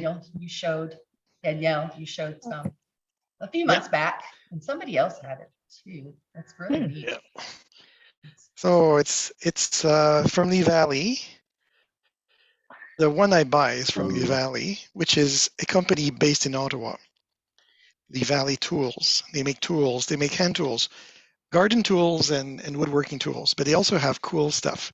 And this is what it is. It's a very thin, amazing, very thin piece of wood, and it's a piece of paper. So you can write with pencil, and it types. When I put it in the typewriter and I type on it, it looks fantastic. Like it really takes the ink and the imprint very well, and it comes in a You get a little pad like that, and Lee Valley has this size, I think 4 by 6 inches, and it has a smaller one, maybe 3 by 4, something like that. And I like to when I write to somebody new, I like to slip a couple pages of those. Yeah. Does it cool. fold okay? Hold? Yeah, Fold. fold. Fold. Yeah, it does not fold Okay. very well. So that's why I need to use like a standard envelope, Yeah. and it fits in Oh, a okay. number 10 envelope. Okay. So excellent. Oh, but it's a good question, Gregory, because I tried once, I fold it, and it breaks. So Oh. you unfold it, you put masking, you put tape on the back. It's good. Yeah. Okay, goodbye. Oh yeah. Something I wanted to mention before I was rudely interrupted by the bank. If you're looking for parts at the Type Space, Tony there, he did buy like lock, stock, and barrel everything that guy had. So if you're looking for any parts that you're having trouble for finding, you might send him an email and tell him, give him your list, because he's got all kinds of bits and pieces that might be exactly what you need. Yeah. Excellent. That was all I wanted to say. Okay. Excellent. Yeah, that's good to know. Definitely. Yeah, he's contacted me a while back. He really wanted one of my 6 CPI machine. I think everybody wants one of those. I would not give it up. So I don't know if he'll, be as helpful. I wouldn't give him my 6 CPI, so he's not going to give me. Oh, I beat him on one. He's like, I'll pay you if you go pick this up and I'll buy it off of you. And I'm like, no, I'm staying here. And it got brought down to me and I still have it. I haven't cleaned it up or used it, but he wasn't happy about that. Oh. He's a funny guy. He's like, give me more.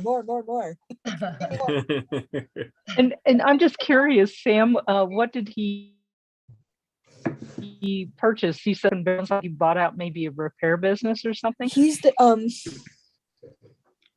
I can't think of the guy's name. He's down south, and he bought out everything, including tools, bits and pieces. He had one little screw that I needed to repair my Royal, the one little thing, and he let me borrow the tool, of which they're hard to find, where it's got like the 2 prongs and you get it in there and twist it. So I've got that with me. He bought the machines, the tools, the bits and pieces. Kegel, Robert Kegel, I think was his name, or something like that. Yep. Jim. And Kegel, Cagel or LE. I think it's Jim Kegel. Yeah. Tony's got everything. He brought it all back to Portland. And so if you have anything like a random piece here and there, make your list and ask him for it, because he just might have it. He's got drawers and drawers. I was looking at him going through everything. He's got a little bit of everything.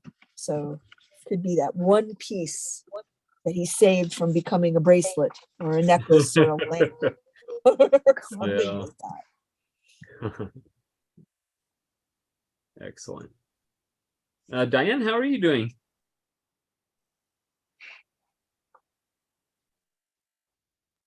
Sorry. All right, cat. Up. Of course, my cat has laid down on the thing I was going to show. Oh. I want to thank everybody for their kind thoughts about my cat who passed this week. I got this from the vet. Oh. And they actually gave me some paw prints. Oh. So I thought that was cute. I have a little piece of clay that they also gave me. It has her paw prints in it too. Yeah.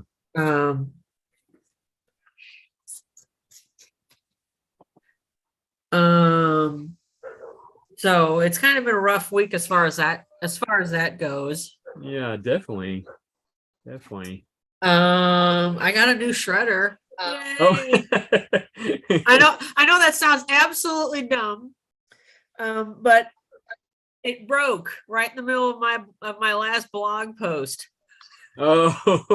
I actually put on the end of my blog, great, or something to the effect of great, my shredder broke. It's like I had emptied it and I have to lift off the shred part and put it on the floor to empty it, and I did. And then when I went to put it back on, it slipped and it didn't fall very far, but it cracked. The back was cracked, and when I put it up, the light still came on like it was going to do something, but when I went to shred it, nothing happened. So something clearly went awry, and I am not going to go digging in a shredder. No. I bought a new shredder, so I actually unboxed it earlier. When I was listening, earlier in the show here, I unboxed it and I plugged it in. I haven't used it yet. You're just itching to do some shredding. Well, I just turned. No, I don't. Oh yeah, was it last week you were showing us that big bag of papers that needed to be shredded? Yes. Yeah. I thought it was fun during this political thing that's been going on. Every time I get these big things in the mail, I get this nice shredder, and I just, all right, cool, another one. I drop it in. I finally quit doing it because I was like, I'm going to wear my shredder out on these political things. Exactly. I'm just throwing them out. Yeah. I just couldn't believe how much money they spent on that. And it's like, we have a lot of problems, and look at all the money you're spending on. I just don't, I realize crazy. You can't do anything if you don't get elected. Well, you can do a lot if you don't get elected, but I realize they look at it as they have to get elected. But oh my gosh, it was inundated. I was inundated more this year. You probably were too, than any other year I've ever seen. Oh yeah. Text messages that come through the phone, or the political phone calls. Oh my goodness, so like many of those. 10, 12 times a day. Yeah. I had to learn how to do Do Not Disturb feature on my phone. So I finally figured that out, where only my contacts will come through. And everybody else is silent. All the other phone calls and texts are silent. Yeah. So annoying, because I like to have my phone on me, even at work, because it's just my emergency. I have old parents, and I want to be in touch, but it's annoying to have all the spam come through. So I finally figured that out. Anyway, so I was trying to show you my shred box. Yeah, we saw it there. Yeah. So I still have. I promised in my blog a before and after picture. Well, I took the before pictures before I actually started the shredding, and so at some point I'll actually get back to shredding. But it's nice to have a shredder again, because Larry, I know about those political things, but I have more than the political things, which is why I had things in that box, and it's just getting a little overwhelming, and frankly it needs to go, and I'm actually happy that the election is over, and hopefully I will not have so much crap in my mailbox. Yeah, I bet the mailmen or the mail people are glad too, I'll bet they are, because they get to cram all that stuff in the mail. Yeah. If it's a cold winter, it's something to light the fire with. That's true. Save yourself a few quid on those bills, I don't know. Is that glossy coating on the postcards? Is that toxic or? No, I don't think it's toxic, but it doesn't burn as well. Yeah. Okay. Yeah. As long as it's not toxic, we're good. I don't know if it's related. It's not related. Of course it's not, but I just made it related, which is the temperature. Somebody said, a couple of people commented about it getting chilly. Yeah. So I'm not rubbing your noses in it, but we've been having a November heat wave. Just about an hour ago when I was out in the car, the temperature gauge was reading 16 Celsius, which is about 61 Fahrenheit.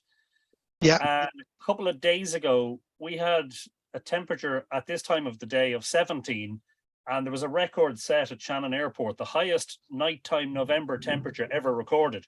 Europe is going through something of a heat wave. A lot of places are 10 degrees warmer than they should be for the time of year. So we don't have an election. And clearly the reason we don't have an election is because we don't need to light the fire. Here, I made it relate. There you go. That was clever. That was good. Oh, you should be a writer or something. There you go. You're calling. Thank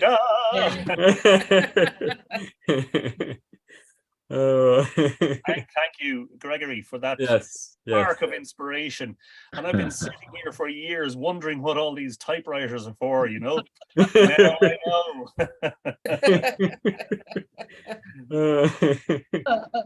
Oh, that's funny.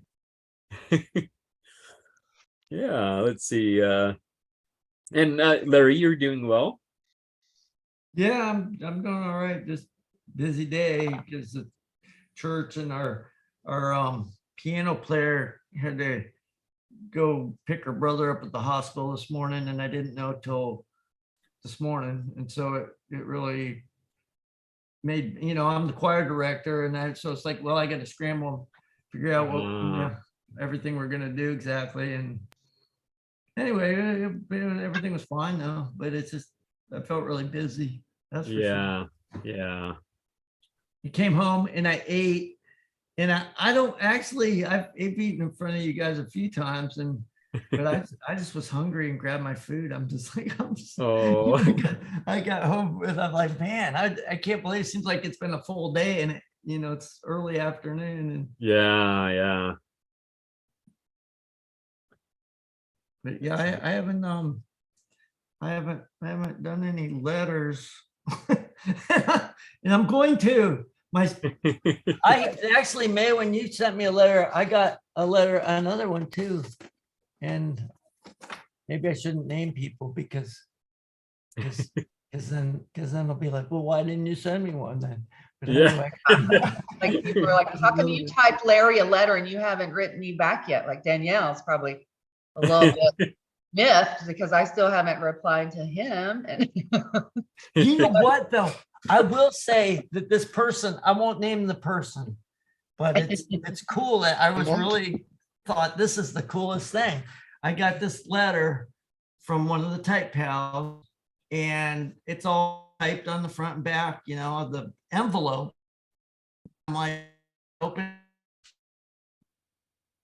Christmas card, and it's handwritten. And I said to my wife, I bet you I could do that. I could type an envelope and say Merry Christmas and send a Christmas card. I'm like, wow, that's a great idea. I love that.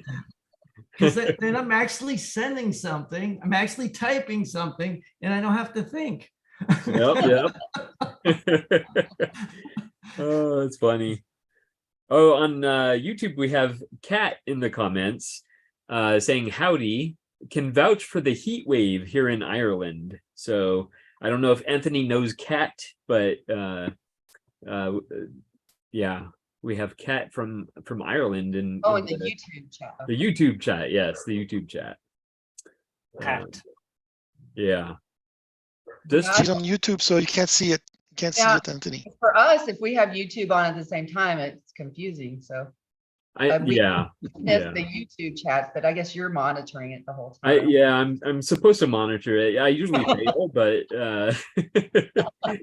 I've been pretty good today, and it's strange because this is supposed to be the low key one where I don't really do much, you know, and so but that's the Zoom okay. chat never gets posted after we're done, right? The Zoom, nobody sees the Zoom chat except for us. Is that correct? Correct. I went through a phase where I was trying to post it. I forget where I was even posting it. Oh, you copy all the text from the chat. Yeah, but I'm like, are people even referring back to this? And does it make No. sense just as written comments, you know? And I didn't know you were doing that, so, but no. yeah, it didn't last very long. Yeah, so It could be helpful with some of the links and stuff like that. yeah, About- that's what I was thinking, but yeah. I've been trying to, like, with the links, I've been trying to put them in both the Zoom chat and on the YouTube chat. So hopefully that'll, because you know, YouTube stores the chat in some form, so yeah, people can go back and look at the links. He's winding up his cat. Funny. Oh, that was good. Well, one of the things, like I've gone back and watched some of the older ones, you know, when I miss out on, and I turn on the closed caption and it's auto-generated. Sometimes the words that it generates is kind of funny, and it's just, you know, just a little thing.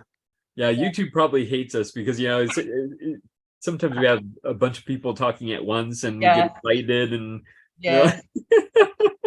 So if deaf people probably will be confused if they're trying to watch our video chats. Yeah. Oh. If anybody has ever used Microsoft Teams instead of Zoom for work. All the time at work.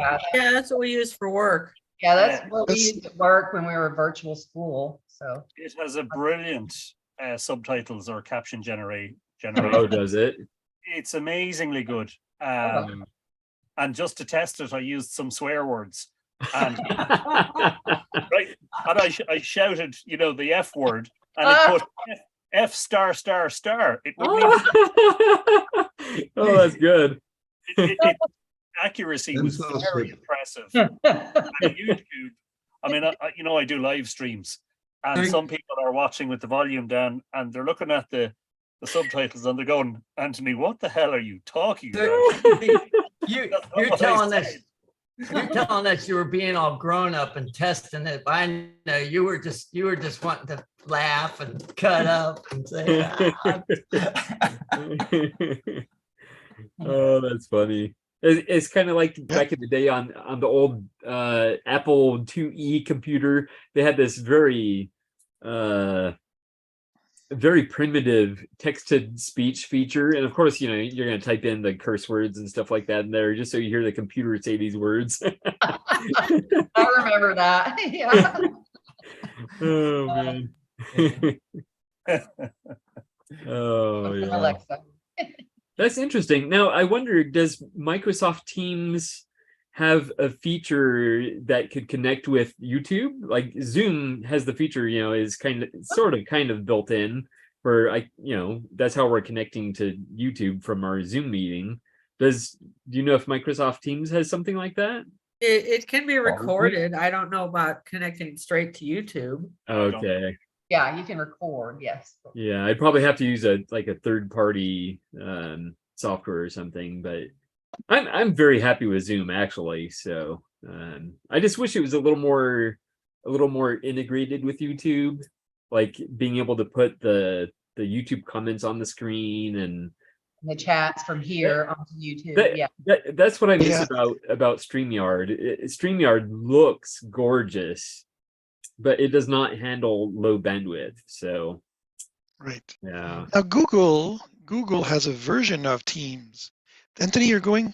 No, Robert. No, it's Robert. Robert going. Yeah. Everybody's waving. Everybody's waving at Robert. That's it.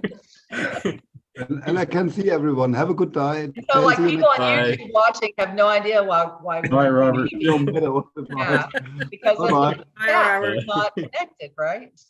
Yeah. Hi, Kitty. Yes, Daniel, you were saying.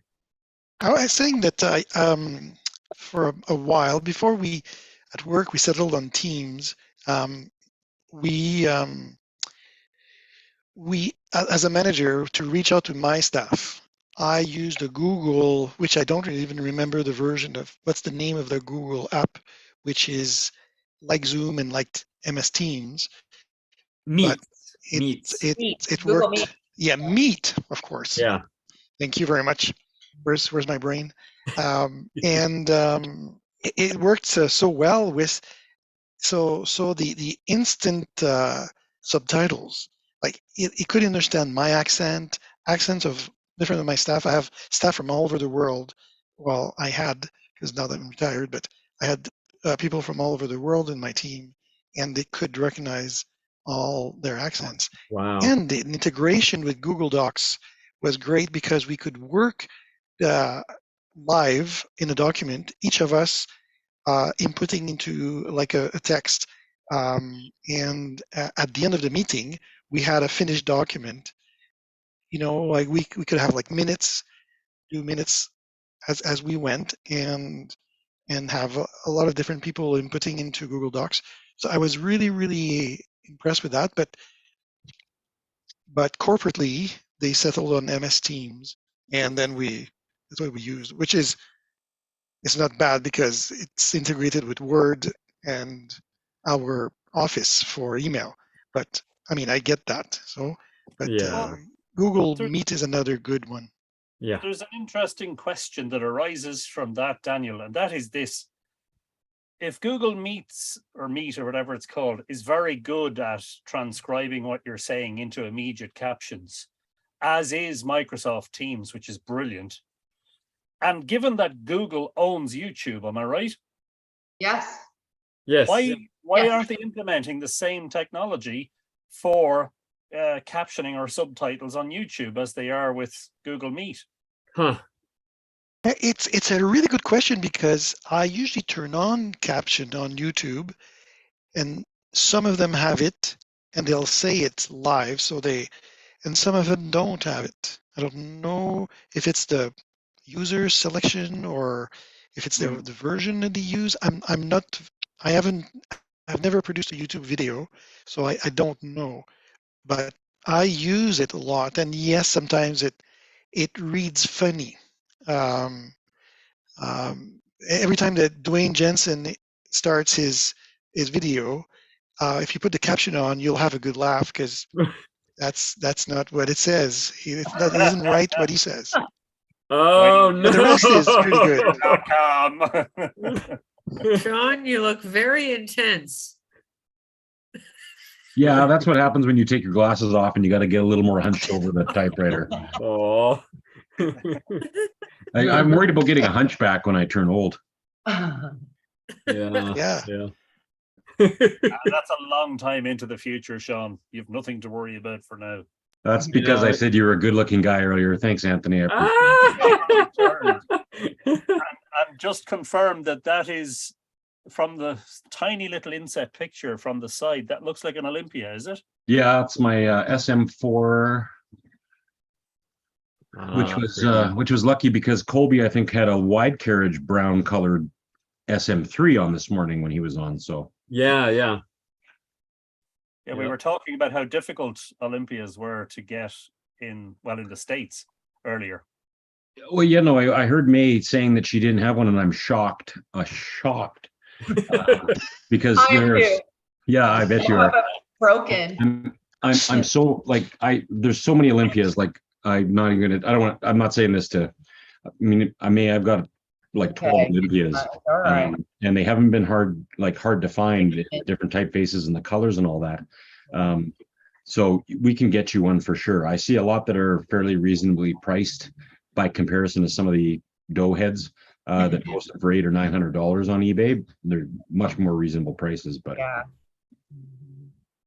Well, just be patient. You know, it seems like some of my best typewriters, other people find them for me. Like I have a friend that goes thrifting all the time, estate sale stuff, and she's the one that found me my now I can't remember, but the awesome typewriters. And another friend that was out thrifting found me my Erica. So and then the Hermes came from Larry. So like some of my favorite, like the older glossy black glass key typewriters came from other people that, you know, because I talk about typewriters all the time. They're like, oh, I bet May would like this. So I'm just going to sit and wait around, and somebody is going to find me an Olympia around here someday. this is why it's good to cultivate friends and friendships. Well, it's you got to tell all your friends about your obsessions, and then they'll, keep you in the back of their mind while they're out thrift shopping and flea markets and stuff like that. Yeah. I've got, 3 or 4 of my best typewriters. It's just people who know that I'm crazy about typewriters.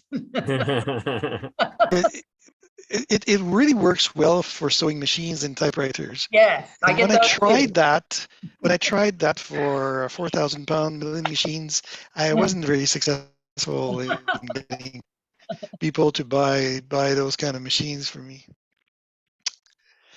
Although I'm trying to sell them now, so. That being said, I mean, do you like? Oh, I have 4. So.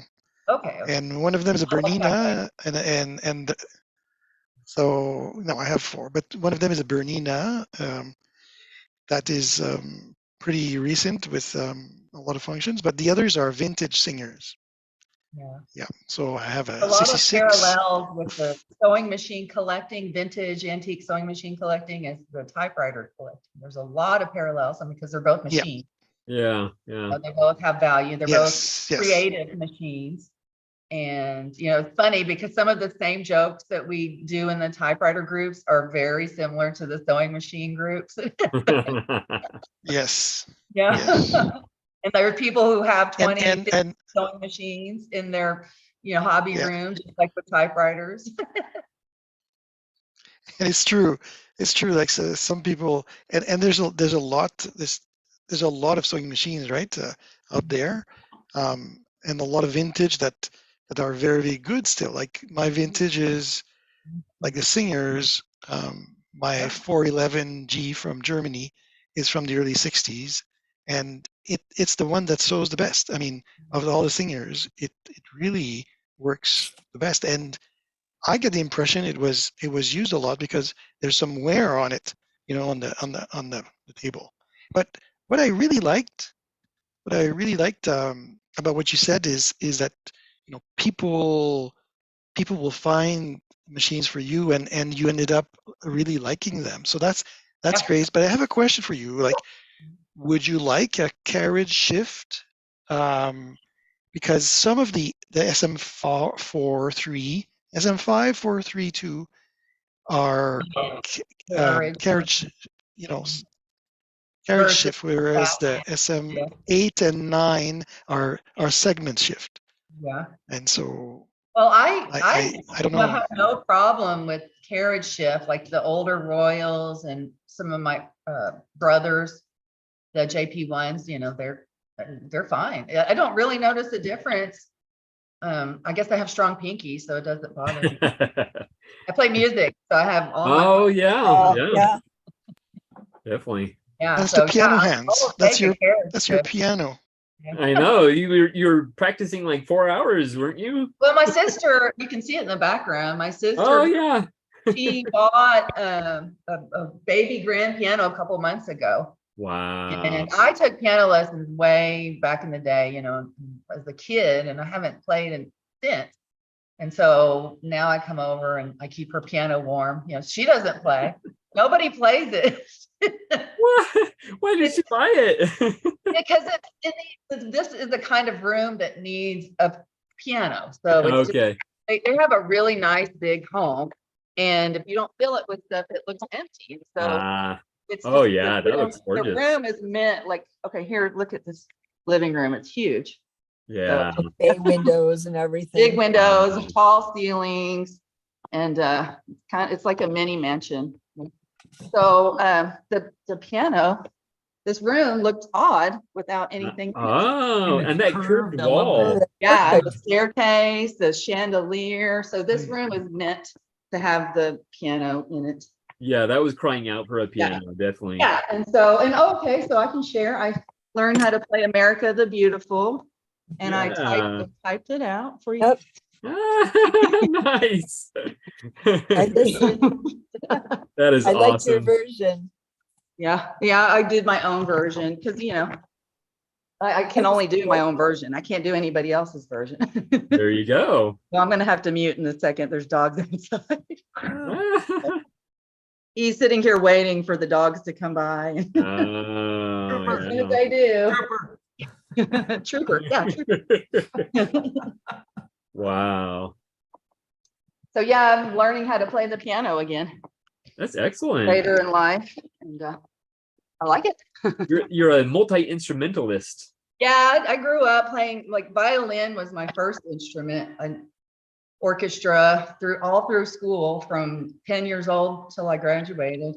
And then I took piano lessons in there in between. And then I had some friends that were putting together a rock band. And I sat down at the drums one day and just blew them away. And they're like, I love that video. It's so So awesome. I have a So natural knack for some music, not all of it, of course, but I just have a natural knack for rhythm and ear and that sort of music theory. I'm good with music theory. Nice. I can't read music anymore. Like, I've forgotten how to read music. Yep. But I know, like, the chord shapes on guitar and piano and things like that. Yeah. And of course, rhythm is the most important. If you don't have rhythm, then you're a terrible musician, right? Exactly. Yeah. Like, you can mess up the notes and things as long as you stay in rhythm. But if you mess up the rhythm, it throws people off, right? Yeah, it's like typing on a royal typewriter. I was in a band as a percussionist, and this guy's he insisted that his wife play percussion, and he gave her shakers and stuff like that. She had no sense of rhythm, so he'd make us stand together, and I'm fighting to keep my brain solid, and here she is just like it was awful. But she was the wife, and she wanted to play. And so I didn't last very long in that band. I had to back out of that one. I couldn't do it. It was driving my brain crazy. Yeah, that's where you leave that microphone off so that yeah. I hardly play anymore. I'm having a hard time finding people to play with. My guitar is up here. I have my guitar and one accordion here, and music. I learned late in life to read music because I'm a natural percussionist, which I found out by accident. Yeah. And so I've been, in Afro-Cuban bands and all that sort of thing. Now I have a music degree, and I haven't been using it, but hoping to get back to it here soon. Yeah. Hey, Gregory. Yes. I while you were talking about that Microsoft product, I thought, you know what, I just took my phone and copied the YouTube link that we're live on, and I pasted it in TypePal or TypePal, what is it called, Club Live or something on Facebook in our group. Yeah. And you know what, that could be done every week, and it would go to more people, and you could probably get away with putting it in an antique typewriter collectors too. If you put our live feed in there, a lot more people might see it and say, wow, how do you join this? Yeah, I think I did that in the beginning because at that point, the first episode we had 4 people, including myself, and so I felt the need to really get out there, and so I would post regularly in the various groups. But then it got to a point where it felt like I was spamming the groups, and that's one reason I created the Typewriter Club Live group, because I can post whatever I want there. But the other groups, I try and be respectful and not like keep pushing it like, hey, look at this great thing I'm doing, Yeah, I understand that, but what it is, it's once a week, and we're benefiting the typewriter community, and there's lots of antique typewriter people that might just see it and go on YouTube and just watch us, even if they don't go on Zoom. It's just a thought. I don't think it would be spammy. If it's typewriter related, it's not spam. Spam is like when it's not related to typewriters. Yeah. If you're trying to sell something, or we're not sharing. Yeah. So we have a YouTube group too. It's not a group. It's just that you have 2 ways of watching it today. On Zoom, we can interact, but there's also a link, when you register or when you go to the page, you click on the YouTube. And so people are seeing us live on YouTube. It's feeding live, but they can't talk. You're just listening. they do communicate by chat with Greg. So with Gregory. Yes, yes. That's You can call me what's Greg. I don't happening. care. See that, Sam? You see Okay. that, Sam? I put it on our Facebook group, Typewriter Club Live. I just pasted the link in there. So now if you click on that, it goes right to YouTube and then you watch it on YouTube, but at least people see that we're on. Yeah, well, thank you for doing that, Larry. Yeah, just we thought can that- always throw One of in us- a, hey, guess what I saw on on Zoom. You should Yeah, join. yeah. So that way we can, if we put it up, then it's not spamming. Right. There you go. There you go. Linking in, making that, what is it? What do they We'll call spam it? for you, Gregory. Yeah, there you go.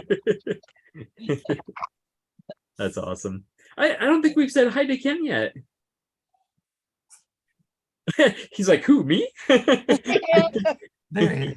How are you, Ken? Oh, good. Just catching up things. Yeah. There's I know with May and her Hermes and other people at their Olympias, it made me wonder about if anybody had done a study or research on the personality types of the more creative, maybe Hermes users versus the more I don't know, not conservative, but work oriented, where you have to push the courage on the Olympia SM3s. And then it's like the manufacturers versus German Olympia, where the work ethic versus Switzerland or Sweden for the facets. And then I think, well, maybe typefaces where Pica is more large and in charge, and Elite is more maybe conservative. But then the Elite So is basically our typewriter choices kind of match with our personality. Is that what you're saying? it could be. It Or could be the like right left side brain, Like, where like we the have 16 personality types, like ENFP, like there could Yeah, be yeah. typewriters. Where All the right, heck we does need to that work on put that. me? Well, and then the typeface is Elite, which is actually small. It's not elitist. Yeah, Neat and petite. Oh, there you go. Antique. Oh, okay. Yeah, I got it. APD, right? Yeah. It's And- for the Smith premiere. It's like, where the heck does that put me? Yeah. Well, My favorites are my 1928s on the street. Oh, I like yeah. that janky feel. Or janky feel. Well, Janky. a while back, I did kind of that thing that you're talking about, Ken. Hold on, let me see if I can find the share screen. You're talking about There's also typewriter personalities. There's my typewriter personality. I saw that somewhere. Yeah, I that's posted it in cool. the Facebook group, so Oh. as a meme. Well, but You have to be this is old only enough to American know those companies. movies to know, Oh. but we're I all mean, you're missing the rest of the world. Like Yeah. it's only American The companies post there. was like American classics. I love American classics, so it's all the big brands in America. And so I haven't had experience with European typewriters when I did this. So eventually, like this will be the Hermes, I forget their names, Molly, so we can make a different Ringwald. analogy with the European, like who's Olympia, who's Hermes, who's Erica. Well, the middle one should have Gothic typeface for sure. The one. Yeah. Yeah. With Gothic. Maybe Molly Ringwald would be script. Yes, yeah. Typeface personality. Yeah. That's awesome. Oh man. Something to do when we're not doing anything else, right? I know, huh? Right. When our hands aren't busy doing All right. some. Well, we interrupted Ken. Keep talking. No, that's good. That's good. Oh, there was one. I was talking to Daniel about his vehicle, the Tacoma, and I just happened to work there at that place, and what's really nice is when you do model changes, I don't even know if I have one now. But you get, basically we have to print out a manifest for them to scan, and it like makes these little lights light up and on top of the part they're supposed to pick for the different variations. But you do all these model changes, so you get all this paper that they can't use, which is great for typing on the back of. So Nice. good supply every once in a while. So It's environmentally friendly too. Recycling. Yep. Yeah, that's right. Repurposing or whatever they call it now. Who knows? Yeah. But, R. Recycling. All the R's, all the good R's. That's what we're doing. Except one of them, which is reduce. Oh yeah, we're not Supposed to be the Reduce. first. Somebody wrote reduce, reuse, recycle. Keep in mind, reduce is the first one. The first word. I saw that yesterday somewhere. I'm like, yeah, okay. Yeah. and we thought about going with paperless and the monitor, but then you're eating up more electrons and you're more energy. Oh, and yeah. You have to find the balance on what works best and is most efficient for all the way around. It's a challenge. It's a challenge with paperless. Where I worked, we maintain a diary of all international correspondence, and we need to do that for many years because some international agreements can be changed regularly. Some of them go back to the early 90s and so on and so forth. And we had a paper system, right? But when COVID happened, all of our paper copies were in the office. Oh. So that's when we were forced to go really to change our ways of working and go paperless and do PDFs and do electronic signatures for correspondence and so on and so forth. So it was we had lots of paper. We had lots of paper in terms of the way that we archived or the way that we maintained information. And with COVID, because everyone was working from home, so teleworking, and we couldn't access those paper records. One of my staff went in and brought home a bunch of binders, but that's not very safe because if ever there was a fire, in our home, and nobody wishes that, and it didn't happen, but it would be a problem. So we went to electronic archiving, and maybe we should have done that for a long time, but we had a system that used to work when we all worked in the office, so we didn't have to change, and COVID kind of forced that change. And I don't think we'll go back to paper when people go back to the office. I think it'll stay with the electronic one. And Ken, we generated so much, maybe draft or something prints, you make a typo when you have to redo something. We had lots of paper that's only printed on one side, and we would use the second side for drafts and so on and so forth. So we tried to reuse, but still we generated a lot of paper. So I know what you're saying. And you have to worry about intellectual property too. I mean, as far as the stuff I use, it's the ones that come out without the part numbers. It comes out basically generic, just frames. So they're trials, and you could use the back side, but then you're gonna maybe confuse the people out on the line when they see, two things. It's just a little bit of delay. So there are things you have to worry about, especially bringing stuff home and intellectual property, that type of stuff. Yep. With You don't want Mar-a-Lago or whatever that. Yeah. Well, I'll tell you, my book I started about 20 years ago.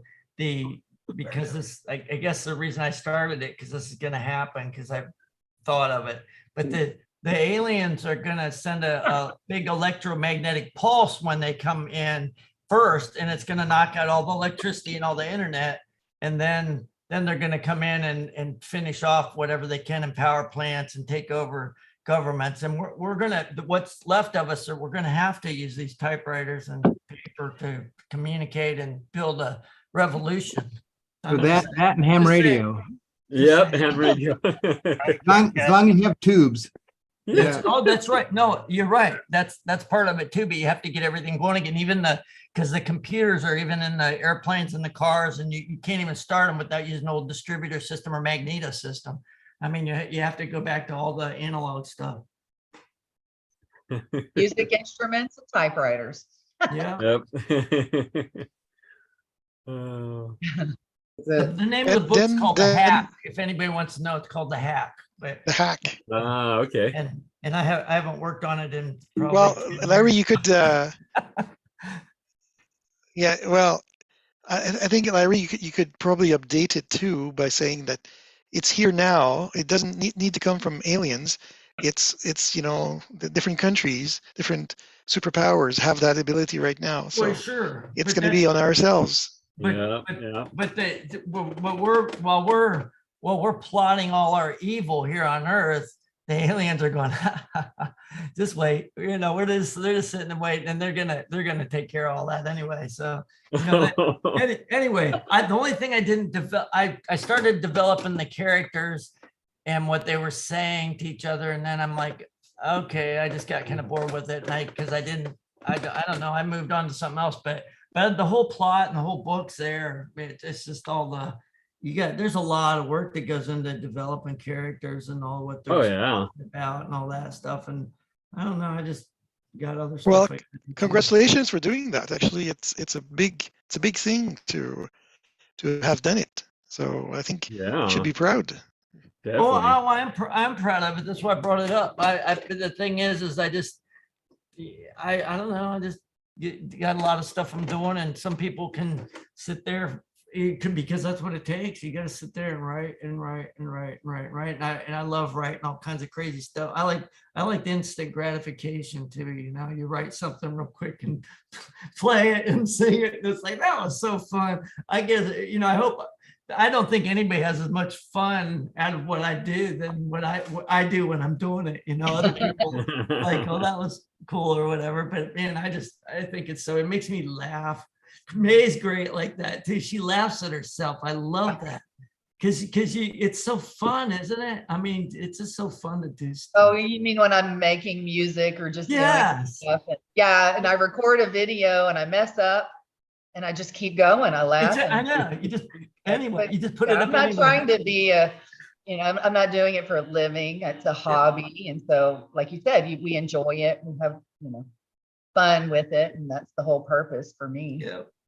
I mean, I would like to be a rock star, but I think that would be like a really hard job. And oh my God, and I don't know if I could, deal with the PR type stuff that people do, and I'd probably be on hard drugs or something if I was a rock star, right? To deal with the lifestyle. Yeah. So I have a normal job, a normal person, but then I have extraordinary hobbies.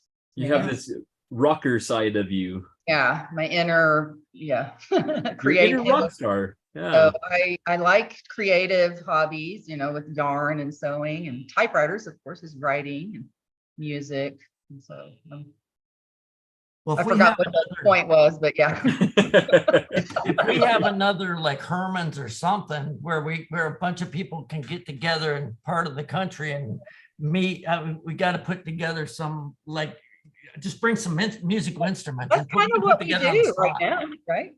Yes, I want to doing a virtual Herman's every week. We just don't have 300 typewriters, but we're all getting together every week, just like virtual Herman's, because that's what it was. It's just a bunch of typewriter people getting together and showing off typewriters. Yeah, we'll bring our musical instruments, and we could form a band real quick and just throw some stuff out there, for the day or two that we're there. Just do a couple songs and bring if you go. We could have a special typewriter club live where we're doing other stuff, contributing other than typewriters. Like Sam could do. I'm ready. Yeah, you could face paint or do your typewriter street poetry. Music.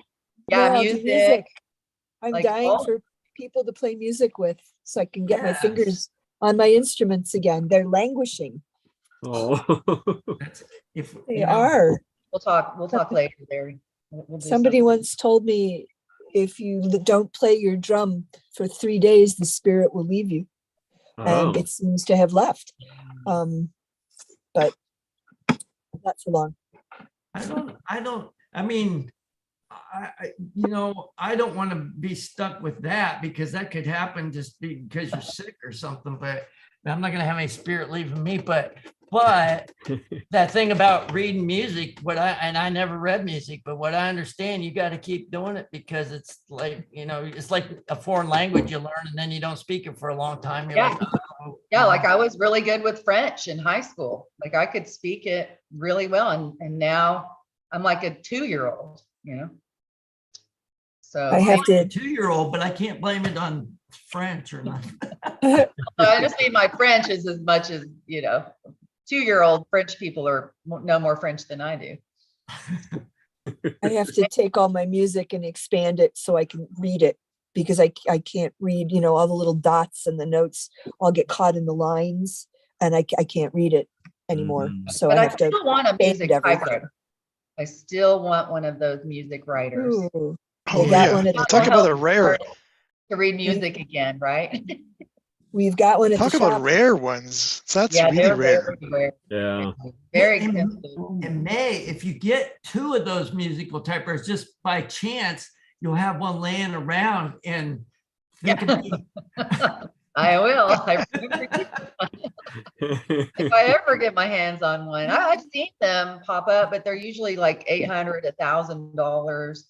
That's too much for my budget. You know, it I might be could just on the afford street. it, but that's a lot of money. Yeah. Check with Tony. He's got one. Maybe Yeah, he'll but trade I you. wouldn't give him my 6 CPI, so he probably wouldn't scratch my No, back okay. either. He's not going to scratch my back because I wouldn't. Oh. Yep. I'm just kidding. But yeah, eventually, someday, I don't know. I'll let you know how much he's asking for it.